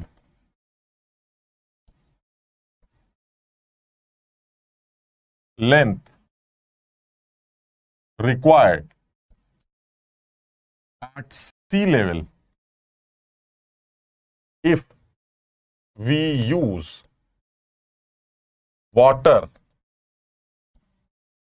instead of mercury। कितना अच्छा सवाल, छोटा सवाल है, बिल्कुल मेंस लेवल का जबरदस्त ऑब्जेक्टिव। बच्चे सोचेंगे पता नहीं किस चैप्टर का सवाल है, तो फिजिक्स का लगता है। ना ना ना, ये बॉयल्स लॉ का सवाल। हालांकि इसमें बॉयल्स कहीं नहीं। बॉयल, अरे यार समझो बात को, बॉयल कब पिक्चर में आएगा? जब गैस पिक्चर में आएगी। यहां तो गैस ही नहीं सर, आपने तो ऊपर वैक्यूम भर रखा, आएगा बॉयल। बात तो सही है, जब गैस ही नहीं तो बॉयल नहीं। लेकिन फिर भी अभी बैरोमीटर को जरा निपटाते हैं। बैरोमीटर ये कहता है कि सर ऐसा है, बताइए पानी भर देते तो क्या हो जाता? अरे भाई पानी भर देते एक तो करना ही पड़ता काम। क्या काम करना पड़ता कि सर अगर मरकरी होता, हम देखो तुम्हें डिटेल में समझाने की कोशिश कर रहा हूं, 2 मिनट ज्यादा लगेंगे, लेकिन मैं समझ रहा हूं कुछ लोगों को पता है, लेकिन जिनको नहीं पता है वो समझे इस बात को कि सर PATM इंटू ए ये mg के बराबर होता है, ठीक। फॉर HG क्या होगा sir, PATM into A is equal to V into rho of HG into G. बल्कि V भी क्यों, अगर रो HG लिख रहे हैं, हाँ ठीक, तो ये कितना आ जाएगा, V की जगह क्या लिख सकते हैं sir, A into height in case of HG into rho in case of HG into g. तो अल्टीमेटली सर ए कैंसिल हो रहा है, और जो इक्वेशन बन रही है वो बन रही है PATM is equal to H of HG into rho of HG into g. ये हमारी इक्वेशन बन रही, ठीक। अच्छा, अब यही पानी ले लेते हैं। पानी के केस में क्या होता, फॉर पानी सर PATM इंटू ए तो फिक्स होता है, ये तो बदल नहीं सकता, ये तो एटमॉस्फेयर का प्रेशर, और ये फिर से mg के बराबर होता, mg फिक्स है। लेकिन इस बार जो m आएगा वो कहां से आएगा सर, वो आएगा a, वो तो फिक्स है cross sectional area, into height in case of पानी into rho in case of पानी इंटू जी। सर अल्टीमेटली जो PATM की वैल्यू आ रही है वो h पानी की हाइट इंटू रो डेंसिटी पानी की इंटू जी से निकाली जाएगी। बिल्कुल सही है सर, ये भी PATM है, ये भी PATM है, तो इसका मतलब ये हुआ चाहे पानी लो चाहे मरकरी लो, ये दोनों वैल्यू सेम ही होंगी। तो मैंने इन दोनों को आपस में इक्वेट कर दिया। क्या इक्वेट कर दिया, rho HG into HG into g is equal to rho पानी इंटू H पानी इंटू जी। पता ये चला कि एक चीज फिक्स रहेगी, क्या, rho HG into HHG is equal to rho H2O into HH2O। समझिए बात को, क्यों ये कांस्टेंट है, क्योंकि सर इन दोनों के मिलने से ही तो मास बनेगा, और इन दोनों के मिलने से मास कांस्टेंट चाहिए। क्यों, क्योंकि सर PATM इंटू ए को वही बैलेंस करेगा। इसका मतलब ये हुआ सर, रो बढ़ाओगे एच कम करना पड़ेगा, रो कम करोगे एच बढ़ाना पड़ेगा। बिल्कुल सीधा। इसका मतलब ये हुआ कि अगर आप मरकरी की बात करते हैं तो हाइट कम आएगी बिकॉज उसका रो ज्यादा होता। पानी लोगे तो यही वैल्यू इसके बराबर लाने के लिए आपको, क्योंकि उसकी रो कम है तो आपको हाइट ज्यादा लेनी पड़ेगी। और यहीं से समझ में आता है कि सर हाइट तो यहीं से निकल आई, क्योंकि मुझे तो रिलेशन पता है, height of water will be rho HG by rho H2O into H rho G. कितनी आ जाएगी, 13.6 इंटू 0.76 मीटर। लगभग 11 मीटर लंबी ट्यूब लेनी पड़ेगी। आप करके देखिए, 10.3 मीटर। सोचिए आप, यानी यहां से एक चीज, और ये रिलेशन अगर तुम ध्यान रखते हो या ये वाली बात याद रखते हो तो मैं बैरोमीटर पर बॉयल्स लॉ के एप्लीकेशन या बैरोमीटर के ऊपर आने वाला सवाल तुम्हें और अच्छे लेवल पे करा पाऊंगा, अगर तुम इस बात को ध्यान रखो कि अगर इस लिक्विड को जो आपने भरा है, अगर आपने उसकी डेंसिटी बढ़ाई तो उसकी कम हाइट चाहिए होगी to create the same mass, और अगर आपने उसकी डेंसिटी घटाई तो यू नीड मोर लिक्विड और यू नीड मोर लंबी height for that liquid to create same mass. समझो, यानी रो बढ़ाने से हाइट कम हो जाएगी ताकि मास आ जाए सेम, रो कम करने से हाइट ज्यादा रखनी पड़ेगी ताकि मास आ जाए सेम, क्योंकि मुझे सेम मास चाहिए PATM इंटू ए को बैलेंस करने के लिए। बात समझ रहे हो, यानी नीचे का वेट हर बार सेम आए उसके लिए अगर रो ज्यादा तो हाइट कम, रो कम तो हाइट ज्यादा। ये बड़ा सीधा सा कैलकुलेशन। अगर आप रो को 13.6 गुना कम करते हैं तो आपको हाइट को 13.6 गुना बढ़ाना पड़ेगा। यानी पानी के केस में उसी कैपिलरी ट्यूब की लेंथ कम से कम 10.3 मीटर रखनी पड़ेगी ताकि आप बैरोमीटर को यूज कर पाए और देख पाए, ये देखिए भैया 11 साढ़े 10 मीटर की हाइट, यानी ये 1 ATM प्रेशर है। यानी 1 ATM प्रेशर को बताने के लिए पानी कितना ऊपर उठेगा, 10.3। सोचिए, सब लोगों को ये बात क्लियर है। और ये तो डेंसिटी ऑफ वाटर की बात कर रहे हैं। इसी सवाल में क्या कह देता कि find out the minimum length required if we use a liquid which density is half of mercury. If the density is half of mercury you need double length. Clear है ये वाली बात। अगर आपने मर्करी से दुगनी डेंसिटी यूज की तो यू नीड हाफ लेंथ। सब लोग क्लियर है इस बात को। यानी अगर आप, और मैं इसके ऊपर सवाल कराऊंगा तुम्हें, यानी अगर आप ऐसे लिक्विड को भरते हैं जिसकी डेंसिटी ज्यादा है तो आपको कम हाइट से काम चलाना पड़ेगा, मजा आ जाएगा। और अगर आप ज्यादा ऐसा लिक्विड भरते हैं जिसकी डेंसिटी कम है तो आपको ज्यादा हाइट चाहिए होगी, क्योंकि मुझे नीचे लगने वाले फोर्स को हमेशा फिक्स करना है, that is mg। To create same mass, if density is more height should be less, if density is less height should be more. Is this clear?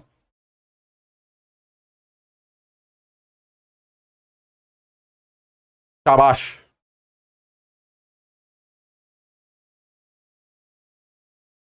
और हम वही रख सकते हैं इसके अंदर जो हमारे पास अवेलेबल। समझ लो बात को, तो ये बहुत ऑब्वियस है। अच्छा, इसमें ये भी कुछ लोग कहते हैं सर कैपिलरी ट्यूब की क्रॉस सेक्शनल एरिया से क्या असर पड़ता है? तो बिल्कुल क्लियर है, क्रॉस सेक्शनल एरिया से कोई असर नहीं पड़ता। तो सर जब कोई असर नहीं पड़ता तो कैपिलरी ट्यूब मोटी ले लिया करिए ना, इतनी मुश्किल से पतली सी कैपिलरी ट्यूब को हैंडल कैसे करते हैं? अरे भाई मोटी कैपिलरी ट्यूब लोगे तो उस केस में मरकरी भी तो ज्यादा भरना पड़ेगा हाइट बढ़ाने के लिए, तो कहां से लाओगे इतना मरकरी? इसका मतलब ये हुआ पतली सी कैपिलरी ट्यूब को अपना अपना बर्तन में बंद कर दिया और उसी से काम चलाएंगे, क्योंकि कम से कम मरकरी भी यूज करके हमारा काम चल जाए। अगर आप कैपिलरी ट्यूब की मोटाई ज्यादा ले लेंगे फर्क कुछ नहीं पड़ेगा, लेकिन उसके लिए मरकरी का अमाउंट ज्यादा चाहिए होगा, जो कि आपके लिए फीजिबल। सबके समझ में आ गया? एरिया बढ़ाने से फर्क नहीं पड़ता। आप देख लीजिए एरिया हर जगह कैंसिल हो रहा है, हर जगह का area, cross sectional area cancel हो रहा है। If you increase the cross sectional area of the tube it doesn't matter, इससे कोई फर्क नहीं पड़ेगा, लेकिन हाइट तो उसको उतनी चाहिए। तो हाइट अगर ज्यादा चाहिए आपको, तो ऐसी सूरत में आपको मरकरी ज्यादा रखना पड़ेगा। पता चला टंकी लेके आ रहे हैं मरकरी की और इतनी मोटी कैपिलरी ट्यूब में मरकरी ऐसे उठ रहा है। समझो बात को, इसलिए मैं हमेशा कोशिश करता हूं पतली सी कैपिलरी ट्यूब लिया जाए। हालांकि क्रॉस सेक्शनल एरिया से फर्क नहीं पड़ेगा, बट हम पतली सी टंकी लेके, पतली सी कैपिलरी ट्यूब लेके आए और उसके अंदर ऐसा लिक्विड भरें जिसकी डेंसिटी अच्छी होगी, तो कैपिलरी ट्यूब की लेंथ ज्यादा लेने की जरूरत नहीं पड़ेगी। हाँ, ये क्लियर है। अगर आप डेंसिटी चेंज करते हैं तो मैं आपको यह बता सकता हूं कि 1 एटीएम को अब कैसे डिफाइन किया जाएगा। In case of mercury 1 ATM is 76 centimetre of HG, but in case of water 1 ATM is 10.3 metre of water. Clear है ये वाली बात सबको?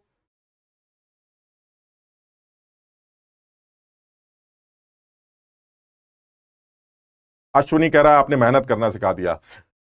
पता नहीं, मुझे अभी नहीं लगता कि मैंने अभी तुम्हें कुछ मेहनत करना सिखाया।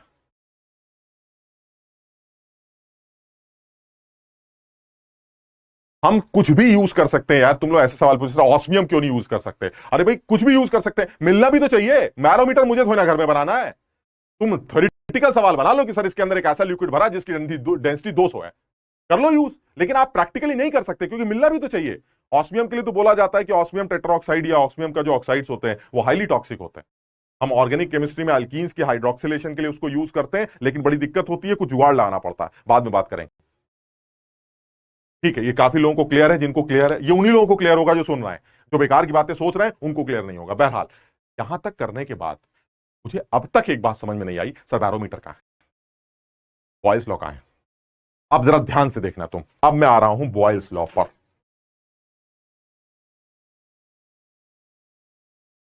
ये आ गया आपका पहला सवाल। ये कलर ठीक है?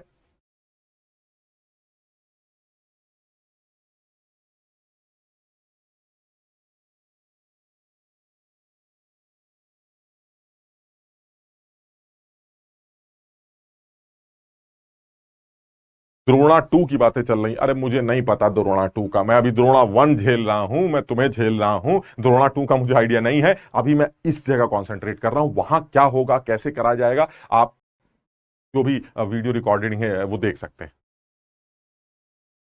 ठीक है, अब जरा इसको समझो यार। तुम बहुत टाइम पास करते हो सर, आपके साथ पढ़ने में टाइम का पता ही नहीं चलता। अरे टाइम का पता नहीं चलता, मेरी जान सूख जाती है, क्योंकि तुम्हें यही समझाने में टाइम निकल जाता है। सुनो सुनो सुनो सुनो, फिर सुनो ये सवाल।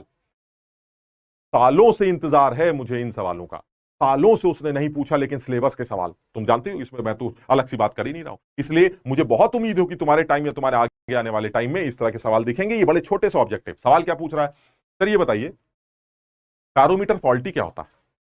फॉल्टी बैरोमीटर जो होते हैं वो होते हैं, जरा समझना। फॉल्टी बैरोमीटर के बारे में अगर मैं बात करूं तो ये देखिए जरा, ये है फॉल्टी बैरोमीटर। ध्यान से देखो जरा, क्या है sir faulty barometer? Faulty barometer वो है जिसमें ऊपर गैस फंसी हुई। समझो, अब अगर ऊपर गैस फंसी है तो सर बड़ा गड़बड़ हो जाएगा। क्यों? क्योंकि अब जो फ्री बॉडी डायग्राम बनेगा वो अलग बनेगा। कैसे अलग बनेगा सर? अब जो आप फ्री बॉडी डायग्राम बनाएंगे उसमें आपको गैस का भी प्रेशर लेना पड़ेगा। बात तो सही है। ये देखिए फ्री बॉडी डायग्राम क्या है, ये सेंटर ऑफ मास। इस सेंटर ऑफ मास पे एक फोर्स तो नीचे की तरफ लगेगा जिसको आप एमजी कह रहे हैं, बिल्कुल सही है सर। एटमॉस्फेरिक प्रेशर वाला फोर्स ऊपर की तरफ लगेगा, बिल्कुल सही है। लेकिन ये जो गैस अंदर है वो भी तो नीचे की तरफ फोर्स लगाएगी। समझो, यानी जो गैस ऊपर मरकरी के ट्यूब के ऊपर है वो भी तो मरकरी को दबाएगी। इसका मतलब ये हुआ, ये तो कंफर्म हो गया कि फॉल्टी बैरोमीटर के अंदर कितना भी लेवल मरकरी का उठेगा उससे ज्यादा उठता अगर वो फॉल्टी ना होता, समझो बात, क्यों? क्योंकि गैस उसको ज्यादा उठने से रोक रही है, दबा रही है नीचे।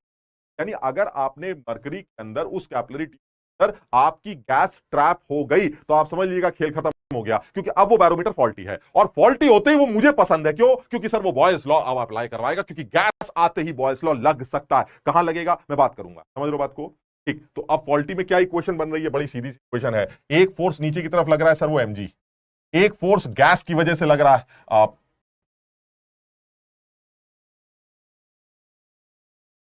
एक फोर्स सर गैस की वजह से लग रहा है, वो है P gas into orifice area और क्रॉस सेक्शन एरिया। और सर ये दोनों मिलकर एटमॉस्फेयर वाले फोर्स को बैलेंस कर रहे हैं, यानी पी एटीएम इंटू ए। आप देख लीजिए सर, इसको भी अभी आप ऊपर नीचे करेंगे तो आपको जो इक्वेशन मिलेगी वो मिलेगी कि जो एटमॉस्फेरिक प्रेशर है that is P ATM this minus P gas is equal to H rho G. Sir ये इक्वेशन आ जाएगी, आप इसको चेक कर लीजिए, आ जाएगी। Now this is my faulty barometer. Sir ये सब छोड़िए, आप ये बताइए सवाल कैसे बनते हैं। आप सीधे सीधे मुद्दे पे आने जा रहे हैं। तुम समझ लेना, जिसको अब तक कुछ भी नहीं समझ में आया वो भी ये सवाल कर लेगा। बस एक बात का ध्यान रखते हैं, आइडियल बैरोमीटर मींस जिसमें ऊपर गैस नहीं, और फॉल्टी बैरोमीटर मींस ऊपर गैस ट्रैप्ड। ठीक, दूसरी बात, एटमॉस्फेरिक प्रेशर को 76 सेंटीमीटर एचजी से रिप्रेजेंट किया जा सकता है अगर आप सी लेवल पर। यानी अगर कोई मुझसे यह कहे कि एटमॉस्फेरिक प्रेशर 75 सेंटीमीटर एचजी है, तो इसका यह मतलब है कि उस जगह पर मरकरी लेवल 75 सेंटीमीटर ऊपर उठा होगा। अगर किसी जगह पर मरकरी का लेवल 20 सेंटीमीटर ऊपर उठा है तो उस जगह का atmospheric pressure 20 centimetre of Hg बोला जाएगा। आप उसको एटीएम में यूनिटरी मेथड से कन्वर्ट कर सकते हैं। यहां तक ठीक है? सबके समझ में आ गया? अब देखिए, पहले ये वाला सवाल करते हैं। इस केस में मैं अभी कुछ केसेस बनाऊंगा। इस केस में ये अंदर गैस कॉलम ट्रैप, आपसे पूछा जा रहा है इस गैस का प्रेशर कितना है। सबसे पहले ये बताओ मुझे, तुम्हें कैसे पता चला गैस कॉलम ट्रैप्ड है? इसको छोड़ देते हैं, ये मुझे पता ही नहीं, हाल ये भूल जाते हैं। मुझे पता ही नहीं कि इसके अंदर गैस ट्रैप्ड। वो कह रहा बताइए गैस का प्रेशर कितना है। अरे गैस का प्रेशर 0 भी तो हो सकता है। अगर आप नहीं बताएंगे कि इसके अंदर गैस ट्रैप्ड है तो मैं कैसे समझूंगा कि इसके अंदर गैस ट्रैप है? कोई बता सकता है क्या इसके अंदर गैस ट्रैप्ड है? अगर मैं ना बताऊं और सिर्फ डायग्राम बना के छोड़ दूं और आपसे बोलूं कि आप बताइए अगर इसके अंदर गैस ट्रैप्ड है तो उसका प्रेशर कितना होगा, और एक ऑप्शन 0 भी दे रखा है, जब तुम्हें यह पता ही नहीं चलेगा कि उसके अंदर गैस ट्रैप है तो तुम उसका प्रेशर तो 0 भी लिख सकते हो। अरे सर कैसी बातें कर रहे हैं, इसका प्रेशर 0, गैस इसके अंदर पक्का ट्रैप है। क्योंकि सर हम ये सवाल अगर किसी गधे से भी पूछेंगे तो यही कहेगा ये लिक्विड हवा में कैसे है यार, अगर नीचे गैस नहीं है तो ये पूरा अंदर नहीं चला जाएगा। गजब लल्लू आदमी हो। इसका मतलब ये हुआ अगर आपको ये आदमी नीचे जाता हुआ दिखाई नहीं देता तो कोई तो रोक रहा होगा। कौन रोक रहा है? सर गैस फंसी हुई है अंदर। समझिए बात, समझ पाए बात को? इसका मतलब ये हुआ ये जो अंदर गैस है वो इस मरकरी को पूरा नीचे आने से रोक रही है। So ultimately gas is trapped, and if gas is trapped the pressure will be decided by mercury का हाइट, मरकरी का प्रेशर एंड एटमॉस्फेयर। अब तुम बताओ, इस गैस को, इस मरकरी को नीचे अगर लाना है या नीचे नहीं आ रहा है तो तुम्हें नहीं लगता गैस जो ऊपर की तरफ प्रेशर लगा रही वो दो फोर्सेस को बैलेंस कर रही है, एक तो एटमॉस्फेरिक प्रेशर को और एक मरकरी की मास को? समझो बात को। इसका मतलब क्या हुआ सर, एटमॉस्फेयर की तरफ से लगने वाला प्रेशर तो 75 सेंटीमीटर ऑफ एचजी है और मरकरी की हाइट 10 सेंटीमीटर दे रखी है, यानी ये pressure sir 10 centimetre of Hg होगा। यानी कुल मिला के जो प्रेशर समझ में आता है वो ये समझ में आता है कि जो गैस अंदर ट्रैप है उसका जो प्रेशर है सर वो 85 सेंटीमीटर ऑफ एचजी होना चाहिए। अगर आप एटीएम में कैलकुलेट करवाते हैं तो सर 85/76 एटीएम इसका आंसर आ जाना चाहिए। अगर आप पास्कल्स में कन्वर्ट करवाने की बात करते हैं तो 85/76 इंटू 10⁵ न्यूटन पर मीटर स्क्वायर भी मैं आंसर लिख सकता हूं या पास्कल्स लिख सकता हूं, कुछ भी लिख सकता हूं। दीप कह रहा है सर आप छोड़ दीजिए।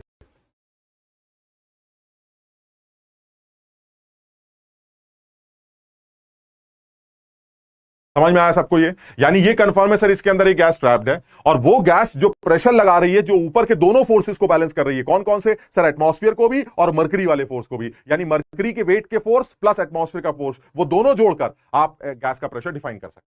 यानी एटमॉस्फेयर का pressure 75 centimetre of Hg, mercury 10 centimetre का है, then pressure will be 10 centimetre of Hg, तो the total pressure will be 75 plus 10 and that is 85 centimetre. का उल्टा कर लेते, इस मरकरी को उल्टा कर लेते। लीजिए आप क्या करें, सर आप कैसे पता चलेगा कि गैस ट्रैप है कि नहीं? बताओ आप कैसे पता चलेगा गैस ट्रैप है कि नहीं? कोई अकलमंद आदमी जरा बता। आप, यही तो दिक्कत है कि सर इतनी सारी चैट चल रही है, आपको काम की बात तो आएगी नहीं समझ में, आप समझ ही नहीं पाएंगे।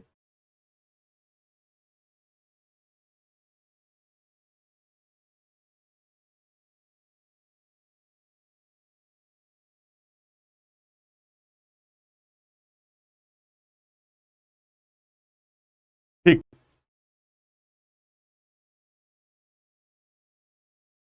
अगर मरकरी वैक्यूम होता तो मरकरी नीचे गिर जाता उस पुराने वाले सवाल में। इस केस में लेकिन क्या दिक्कत है, इस केस में तो उसको नीचे गिरना ही नहीं, नीचे तो एटमॉस्फेयर का प्रेशर लग रहा है। तो फिर ये कैसे पता चलेगा? और इसका एक ऑप्शन है P gas is equal to zero.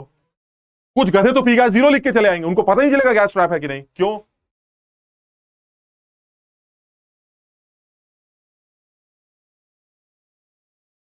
हाँ, नहीं नहीं नहीं नहीं नहीं, कुछ लोग कह रहे हैं 76 होना चाहिए, 75 दे रखा है। ना ना ना, अरे भाई अगर गैस ट्रैप नहीं होती तो मरकरी की हाइट 10 सेंटीमीटर थोड़ी ना होती, मरकरी की हाइट 75 नहीं होती। गजब लल्लू आदमी हो यार। जब atmospheric pressure 75 centimetre of Hg दे रखा है तो फिर मरकरी भी तो 75 ही बोलेगा, अगर आइडियल होता तो। नहीं समझे बात को? गजब हो, समझ पा रहे हो ये? यानी अगर ये 10 सेंटीमीटर दिया है तो ये तो गड़बड़ है।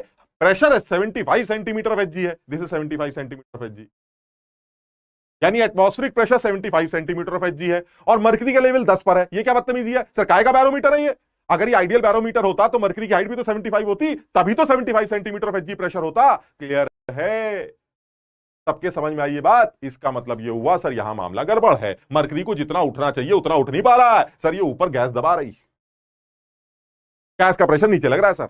यानी वो गैस का प्रेशर और मरकरी मिलकर 75 को बैलेंस कर रहा है। समझ रहे हो सब लोग बात को? यानी इस बार आंसर कैसे निकल के आएगा? इस बार आंसर निकल के आएगा गैस का pressure P gas plus mercury 10 centimetre of H G is equal to atmospheric pressure 75 and this time this P gas will be 65 centimetre of H G. अगर आपको एटीएम में चाहिए तो 65/76 एटीएम बोल देते हैं, अगर आपको पास्कल्स में चाहिए तो 65/76 इंटू 10⁵ पास्कल्स लिख सकते हैं। आपको जिस यूनिट में आंसर चाहिए वो आप हमसे ले लीजिए। सब लोग इसको समझना, मैं इसलिए इस सवाल के बारे में बता रहा हूं क्योंकि मुझे पता नहीं क्यों हैरानी है कि आईआईटी वाले इतने समझदार होते हैं, पेपर बनाने वाले इतने अकलमंद होते हैं, वो बच्चों की इस चीज इस गड़बड़ चीज को क्यों नहीं पकड़ने की कोशिश करते भाई, कि भाई हम ये दे दे कि गैस का प्रेशर निकालो and one option is zero, या यही पूछ लें बताओ गैस है कि नहीं। तो जो बच्चे बेवकूफ हो तो जवाब नहीं दे पाए। उल्टी होती ट्यूब तो ठीक है सर, वो नीचे गिरी नहीं रही है, इसका मतलब नीचे गैस है। इस केस में कैसे डिसाइड करेंगे सर? ऊपर तो जाना नहीं है इसको, तो ऊपर खाली भी हो सकता, खाली नहीं हो सकता, क्योंकि अगर ऊपर खाली होता तो इस पूरे मर्करी लेवल की हाइट 75 आती to represent the atmospheric pressure, because this is not ideal and since this is not ideal so it will, ये हमारी जो हाइट आ रही है वो 10 आ रही है और 10 और ऊपर वाला मिलकर एटमॉस्फेयर को बैलेंस कर रहा है, यानी 10 + 65 इज 75। यानी दिस टाइम, इस टाइम जो प्रेशर आ रहा है,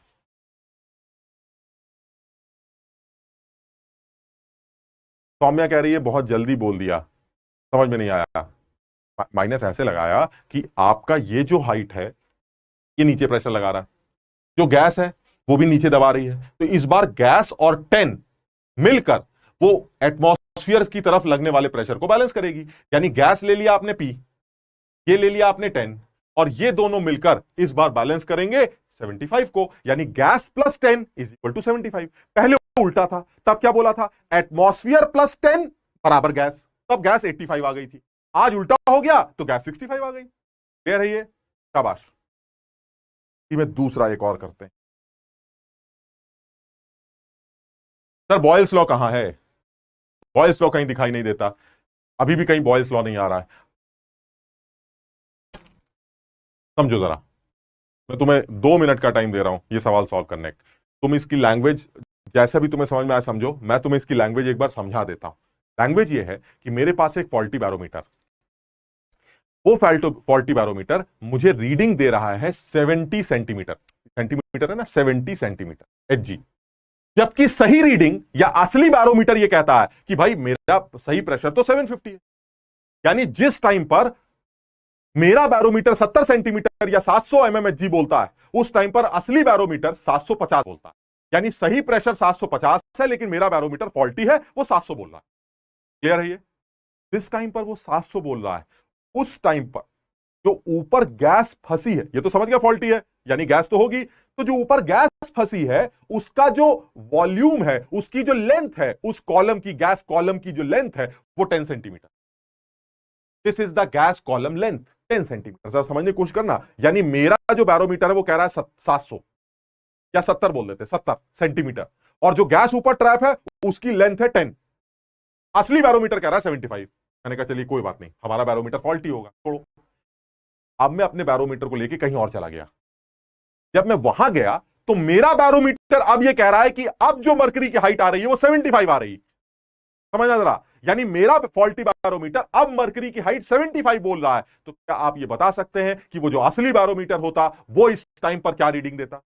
जबरदस्त जेईई एडवांस लेवल का सवाल, छोटा सा ऑब्जेक्टिव, जबरदस्त सवाल, अकल लगानी। अपॉन में 76 बेटा इसलिए कर दिया था कि अगर आपको एटीएम में प्रेशर चाहिए। क्यों? क्योंकि मैंने बताया था याद करने के लिए 76 centimetre of HG is 1 ATM, and if you are 65 centimetre of Hg तो यूनिटरी मेथड लगाकर आप उसको एटीएम में कन्वर्ट कर सकते हैं।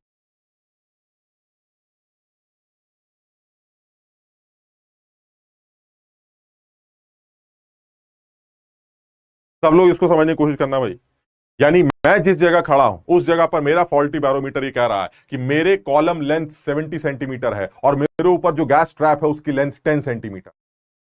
लेकिन असली बैरोमीटर ये कह रहा है, जो आइडियल बैरोमीटर है, कि तुम गलत बोल रहे हो, सही लेंथ, सही जो प्रेशर है वो 70 सेंटीमीटर ऑफ एचजी का नहीं है, सही प्रेशर 75 सेंटीमीटर ऑफ एचजी का है। मैंने कहा भाई मैं तो फॉल्टी हूं, ठीक। अब मैं अपने इसी फॉल्टी बैरोमीटर को लेकर कहीं और चला गया। अब मेरा फॉल्टी बैरोमीटर कह रहा है कि अब जो मेरी मर्करी कॉलम लेंथ है वो 75 हो गई। उस टाइम पर वो असली बैरोमीटर अगर वहां होता तो वो क्या आंसर देता? समझो। अब आ गए हैं बॉयल साहब, शाबाश। ये है बॉयल्स का एप्लीकेशन जो तुम्हें बताना चाह रहा था। इससे पहले वाले सवालों में बॉयल कहीं भी नहीं था, सिर्फ गैस का प्रेशर निकालना था, बात खत्म।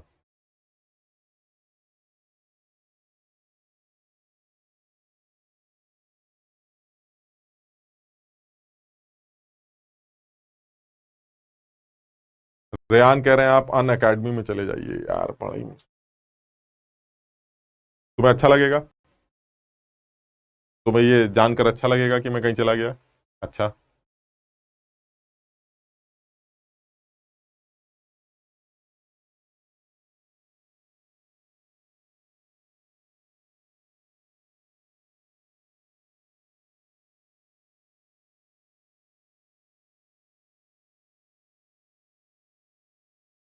ज्यादातर बच्चे 800 आंसर बता रहे हैं। 800 मतलब 80 सेंटीमीटर। कुछ लोग कुछ और भी बता रहे हैं।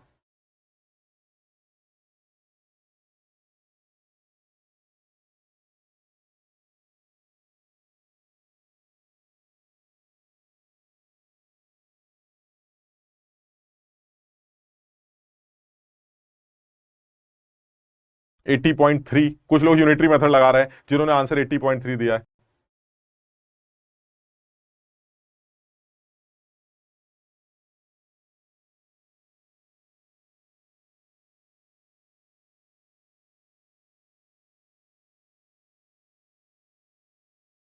मैं बताता हूं, कुछ लोग लेकिन आंसर सही दे रहे हैं। मुझे पक्का लग रहा है कि उन्होंने आंसर अगर ये दिया है तो ऑब्वियसली सोच के दिया होगा। आ, मैं तुम्हें बताता हूं, बहुत अच्छा सवाल है यार। मैं तुम्हें थोड़ा सा पिक्टोरियल फॉर्म में समझाता हूं, मतलब समझ लो जैसे मैं हूं, ठीक। पता नहीं तुम्हें कैसे दिखाई दे रहा हूं मैं, अगर मैं दिख रहा हूं पूरा। जैसे मान लो ये, अगर तुम्हें ये ब्लैक शर्ट मेरी दिख रही है, ये जो ब्लैक पोर्शन है मेरा, सपोज दिस इज मरकरी, ठीक। आज मैं ऐसी जगह खड़ा हूं, सपोज मैं मरकरी हूं, मैं वो कैपिलरी ट्यूब हूं, ठीक। अब मैं एक ऐसी जगह खड़ा हूं यहां पर, जहां पर ये जो हिस्सा है मेरा ये मरकरी का है, और ये जो ऊपर मेरा सर दिख रहा है, आपको फेस दिख रहा है, ये खाली एरिया है जहां गैस फंसी हुई है, ठीक। और ये लेंथ मेरी 10 सेंटीमीटर है, और ये नीचे वाली 70। समझ में आई बात? ठीक, ये 70 है, ऊपर 10 सेंटीमीटर है जिसके अंदर गैस फंसी हुई है। उस टाइम पर जो साहब है हमारे असली साहब, वो कह रहे हैं अरे आंसर तो 75 सेंटीमीटर होना चाहिए, हाइट तो 75 होनी चाहिए, तुम 70 क्यों बोल रहे हो? मैंने कहा अच्छा मैं समझ गया। तो मतलब एक चीज तो क्लियर हो गई कि जो गैस ट्रैप है उसका प्रेशर 5 सेंटीमीटर ऑफ एचजी है। समझने की कोशिश करना, यानी 50 एचजी गैस का प्रेशर है, 50 प्लस 700, इज इक्वल टू 750। अभी हमने करे थे ना ये वाले सवाल कि गैस का प्रेशर और मरकरी का प्रेशर मिलकर किसके बराबर होगा, एटमॉस्फेरिक प्रेशर। और जब असली आदमी 750 बोलता है तो इसका मतलब गैस 50 का योगदान दे रही है और 700 का योगदान ये मेरा मरकरी का हो गया, तो 50 प्लस 700 विल बी 750। मतलब ये हुआ जो गैस फंसी है उस गैस का प्रेशर 50 मिलीमीटर एचजी होगा या 5 सेंटीमीटर ऑफ एचजी होगा। यहां तक क्लियर है भाई? सब लोग समझने की कोशिश करो, गलत आंसर आ रहा है, जिसका भी 800 आ रहा है या 803 आ रहा है, जो भी कुछ आ रहा है, जिस बच्चे ने दूसरा आंसर दिया मैं अभी बताता हूं वो सही है। मैं उसका नाम, उन लोगों के नाम नहीं बता पाया, देख पाया, लेकिन जिनका भी वो आया है वो बिल्कुल सही है, अगर उन्होंने ऐसे ही अप्लाई किया है तो। समझना जरा, यानी ये मेरे पास गैस मरकरी है जो 70 सेंटीमीटर का है, इसके ऊपर मेरी गैस है जो कि 10 सेंटीमीटर की लेंथ, प्रेशर की बात नहीं कर रहा हूं, गैस कॉलम की लेंथ 10 सेंटीमीटर है जिसके अंदर गैस है, ठीक। उस गैस का प्रेशर कितना होगा सर? उस गैस का प्रेशर होगा 50 mmHg या 5 सेंटीमीटर ऑफ Hg। क्यों? क्योंकि ये 5 और ये 70 मिलकर ही 75 होगा। अभी मैंने देखे थे ना ये वाले सवाल कि जब आप ऊपर वाले का कॉलम गैस की लेंथ निकालते, प्रेशर निकालते हैं, तो कैसे निकालते हैं? ये प्रेशर प्लस ये वाला pressure is equal to atmosphere. यानी एक गैस 10 सेंटीमीटर के कॉलम के अंदर है और उसका प्रेशर 5 सेंटीमीटर ऑफ Hg। यहां तक क्लियर हो गया? ठीक। अब एक काम करते हैं, ये पूरा सिस्टम लेके, ये वाला सिस्टम लेके मैं एक ऐसी जगह जाने जा रहा हूं जहां पर अब मेरा मर्करी लेवल 75 बोलेगा। जरा समझना, अब मैं देखो ऐसे चला गया यहां, अब मैं यहां गया। अब तुम बताओ अभी ये मर्करी लेवल कितना है सर? अभी ये 70। अब 75 कैसे होगा सर? 75 होने के लिए इसको 5 और ऊपर आना पड़ेगा। अब जब मैं 5 और ऊपर आ जाऊंगा तो गैस कितनी बची सर? गैस तो 5 सेंटीमीटर के अंदर ही बची। यानी पहले गैस 10 सेंटीमीटर के अंदर थी, अब वो गैस 5 सेंटीमीटर के अंदर है, यानी गैस के लिए जो अवेलेबल वॉल्यूम है वो आधा हो गया। तो बॉयल के अकॉर्डिंगली उसका प्रेशर डबल हो जाएगा, समझो बात को। और अब उसका प्रेशर पहले 50 mmHg था, अब वो 100 mmHg हो जाएगा। यानी ये जो सीन है, इस सीन के अंदर जो गैस ट्रैप है उसका प्रेशर 50 से बढ़कर 100 हो जाएगा, क्योंकि अब वो गैस अंदर दब गई है आधा और जब वो आधा और दब जाएगी तो प्रेशर डबल हो जाएगा। प्रेशर डबल होते ही जो चीज पहले 50 mmHg बोला करती थी, अब वही गैस 100 mmHg बोलेगी अपना प्रेशर। अब सोचो, ये गैस 100 mmHg और मर्करी का लेवल 75, यानी 10 mmHg प्रेशर है और 75 mmHg मर्करी का प्रेशर है। अब बताइए आइडियल प्रेशर कितना होना चाहिए sir? 10 plus 75 and that is 85। So the correct reading of that ideal barometer at that time will be 85 centimeter of Hg और 850 mm of Hg। इसको सब लोग समझने की कोशिश करना, बहुत आसान सवाल है, थोड़ी सी अकल लगानी थी। यानी ये सीन है, यहां पर आप 70 है, ऊपर 10 है कॉलम लेंथ। गैस की प्रेशर की बात नहीं कर रहा हूं, गैस जहां ट्रैप है उस प्रेशर की बात कर रहा हूं, उस वॉल्यूम की बात कर रहा हूं, वो वॉल्यूम 10 सेंटीमीटर। यानी जो सीन है वो कुछ ऐसा है। क्या आपने सबसे पहले ये बैरोमीटर लिया जो आपका फॉल्टी बैरोमीटर है? इस फॉल्टी बैरोमीटर में आप यहां पर थे, दिस इज 70 सेंटीमीटर, ये मरकरी है, और ये जो गैस अंदर 70 सेंटीमीटर मरकरी कॉलम की लेंथ है, और जो गैस है इसके अंदर, उस गैस के कॉलम लेंथ 10 सेंटीमीटर। ये प्रेशर नहीं बोल रहा हूं, 10 centimetre is the volume, 10 centimetre into A is the volume of this gas. ठीक, प्रेशर कितना है इस गैस का? अंदर से लगने वाला प्रेशर है, जो एटमॉस्फेरिक का प्रेशर है, वो 75 सेंटीमीटर ऑफ Hg है। क्यों है 75 सेंटीमीटर ऑफ Hg? क्योंकि सर आइडियल बैरोमीटर यही कह रहा था कि जब तुम 700 बोलते हो तो मैं 750 बोलता, यानी आइडियल प्रेशर 750 हुआ ना, यानी 750 सेंटीमीटर ऑफ Hg हुआ। अब ये 75 सेंटीमीटर है, ये 70 है, तो गैस का प्रेशर कितना हुआ सर? 10 सेंटीमीटर नहीं, कितना? 5 सेंटीमीटर ऑफ Hg। ये वाले सवाल अभी तुमने किए थे, 5 और 70 मिल गई तो 75 होगा। यानी ये जो गैस इसके अंदर भरी है, जो 10 सेंटीमीटर की लेंथ के अंदर है, उसका pressure 5 centimetre of Hg। Clear है? आगे चलते हैं। अब आप इसको लेके आगे चले गए जहां सीन आपका चेंज हो गया। क्या सीन हो गया?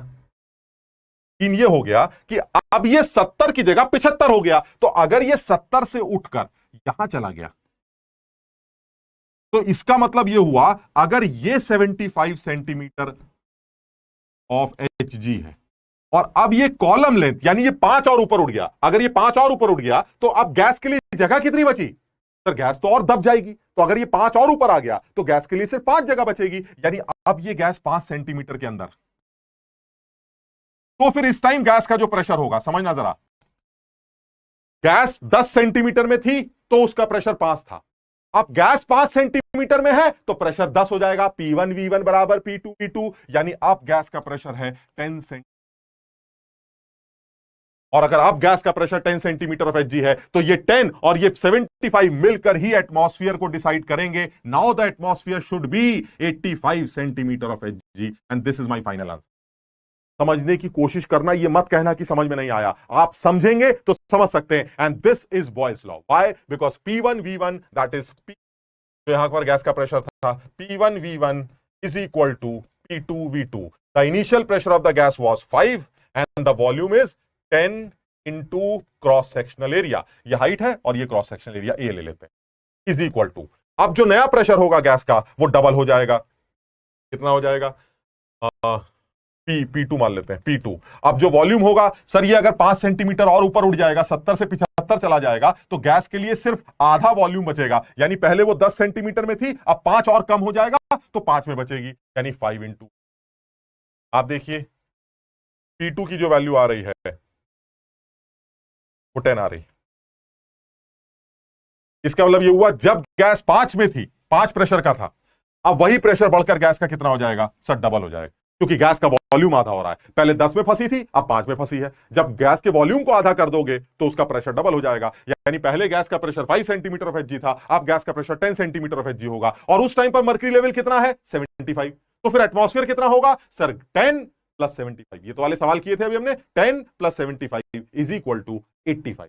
यानी जिस टाइम पर मेरा फॉल्टी बैरोमीटर 75 रीडिंग देगा, उस टाइम पर सही आदमी 85 की रीडिंग बोलेगा। यानी जिस टाइम पर correct atmospheric pressure 85 centimetre of Hg का होगा, उस टाइम पर मेरा ये faulty barometer 75 centimetre of Hg। सब लोग समझने की कोशिश करना भाई। ये गौतम कह रहा है मेरा सही था। गौतम वेरी गुड, जिस बच्चे ने भी सही बताया था बिल्कुल सही। इसको सब लोग समझने की कोशिश करना। मैं जैसे समझाना चाह रहा हूं वैसे समझना, कुछ खास दिक्कत नहीं है यार। आपको सिर्फ ये समझ में आना चाहिए कि गैस का प्रेशर कैसे निकाला, वो हमने पहले वाले सवालों से सीख लिया, ठीक। फिर इस लेंथ का क्या यूज किया, तुम ये बस मान लेना, जिस सवाल में गैस कॉलम की लेंथ दे रखी है वहां बॉयल्स लॉ लगेगा, बस बात खत्म। तुम्हें ये बताना था मुझे। और भी एक आध सवाल करा दूंगा तुम्हें, जिस सवाल में गैस कॉलम की लेंथ दे रखी है, प्रेशर तो निकालना आपको आ गया, प्रेशर तो आपने इससे पहले वाले सवाल में भी निकाला था, लेकिन अगर गैस कॉलम की लेंथ दे रखी है यानी वॉल्यूम आ गया, और आप समझ लीजिएगा वहां पर P1V1 बराबर P2V2 लगेगा ही लगेगा। बात खत्म, समझो सब लोग।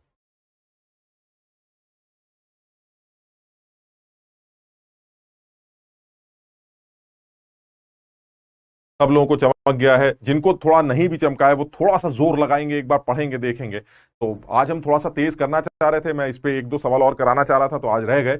कल की क्लास में इसको और कराएंगे। और जैसे ही बॉयल्स का ये बैरोमीटर वाला पार्ट खत्म होगा, फिर ये जल्दी जल्दी खत्म हो जाएगा। चार्ल्स लॉ फटाक से खत्म, गैलू-सैक्स लॉ फटाक से खत्म। जो टाइम लगाऊंगा मैं diffusion law, grams diffusion law पे लगाऊंगा, क्योंकि मुझे पता है उस पर ही सवाल सबसे ज्यादा बनते हैं, ठीक है ना। तो आज के लिए इतना ही करते हैं, फिर अगली क्लास में फिर मुलाकात करेंगे। और प्लीज इधर उधर जाने की बातें या इधर उधर की बातें बिल्कुल नहीं करेंगे, ठीक है ना। तुमको जहां जाना है तुम जा सकते हो, मैंने यहीं पर कुछ सोचा है और यहीं पर वो करके ही निकलूंगा। और वो सोचा यही है, मुझे एक टॉप रैंक चाहिए, बात खत्म। इसके अलावा मेरे दिमाग में इस टाइम कुछ भी नहीं। इसलिए मस्त तैयारी करिए, बढ़िया तैयारी करिए, मिलकर कोशिश करते हैं और इसको पूरा करते हैं, ठीक है।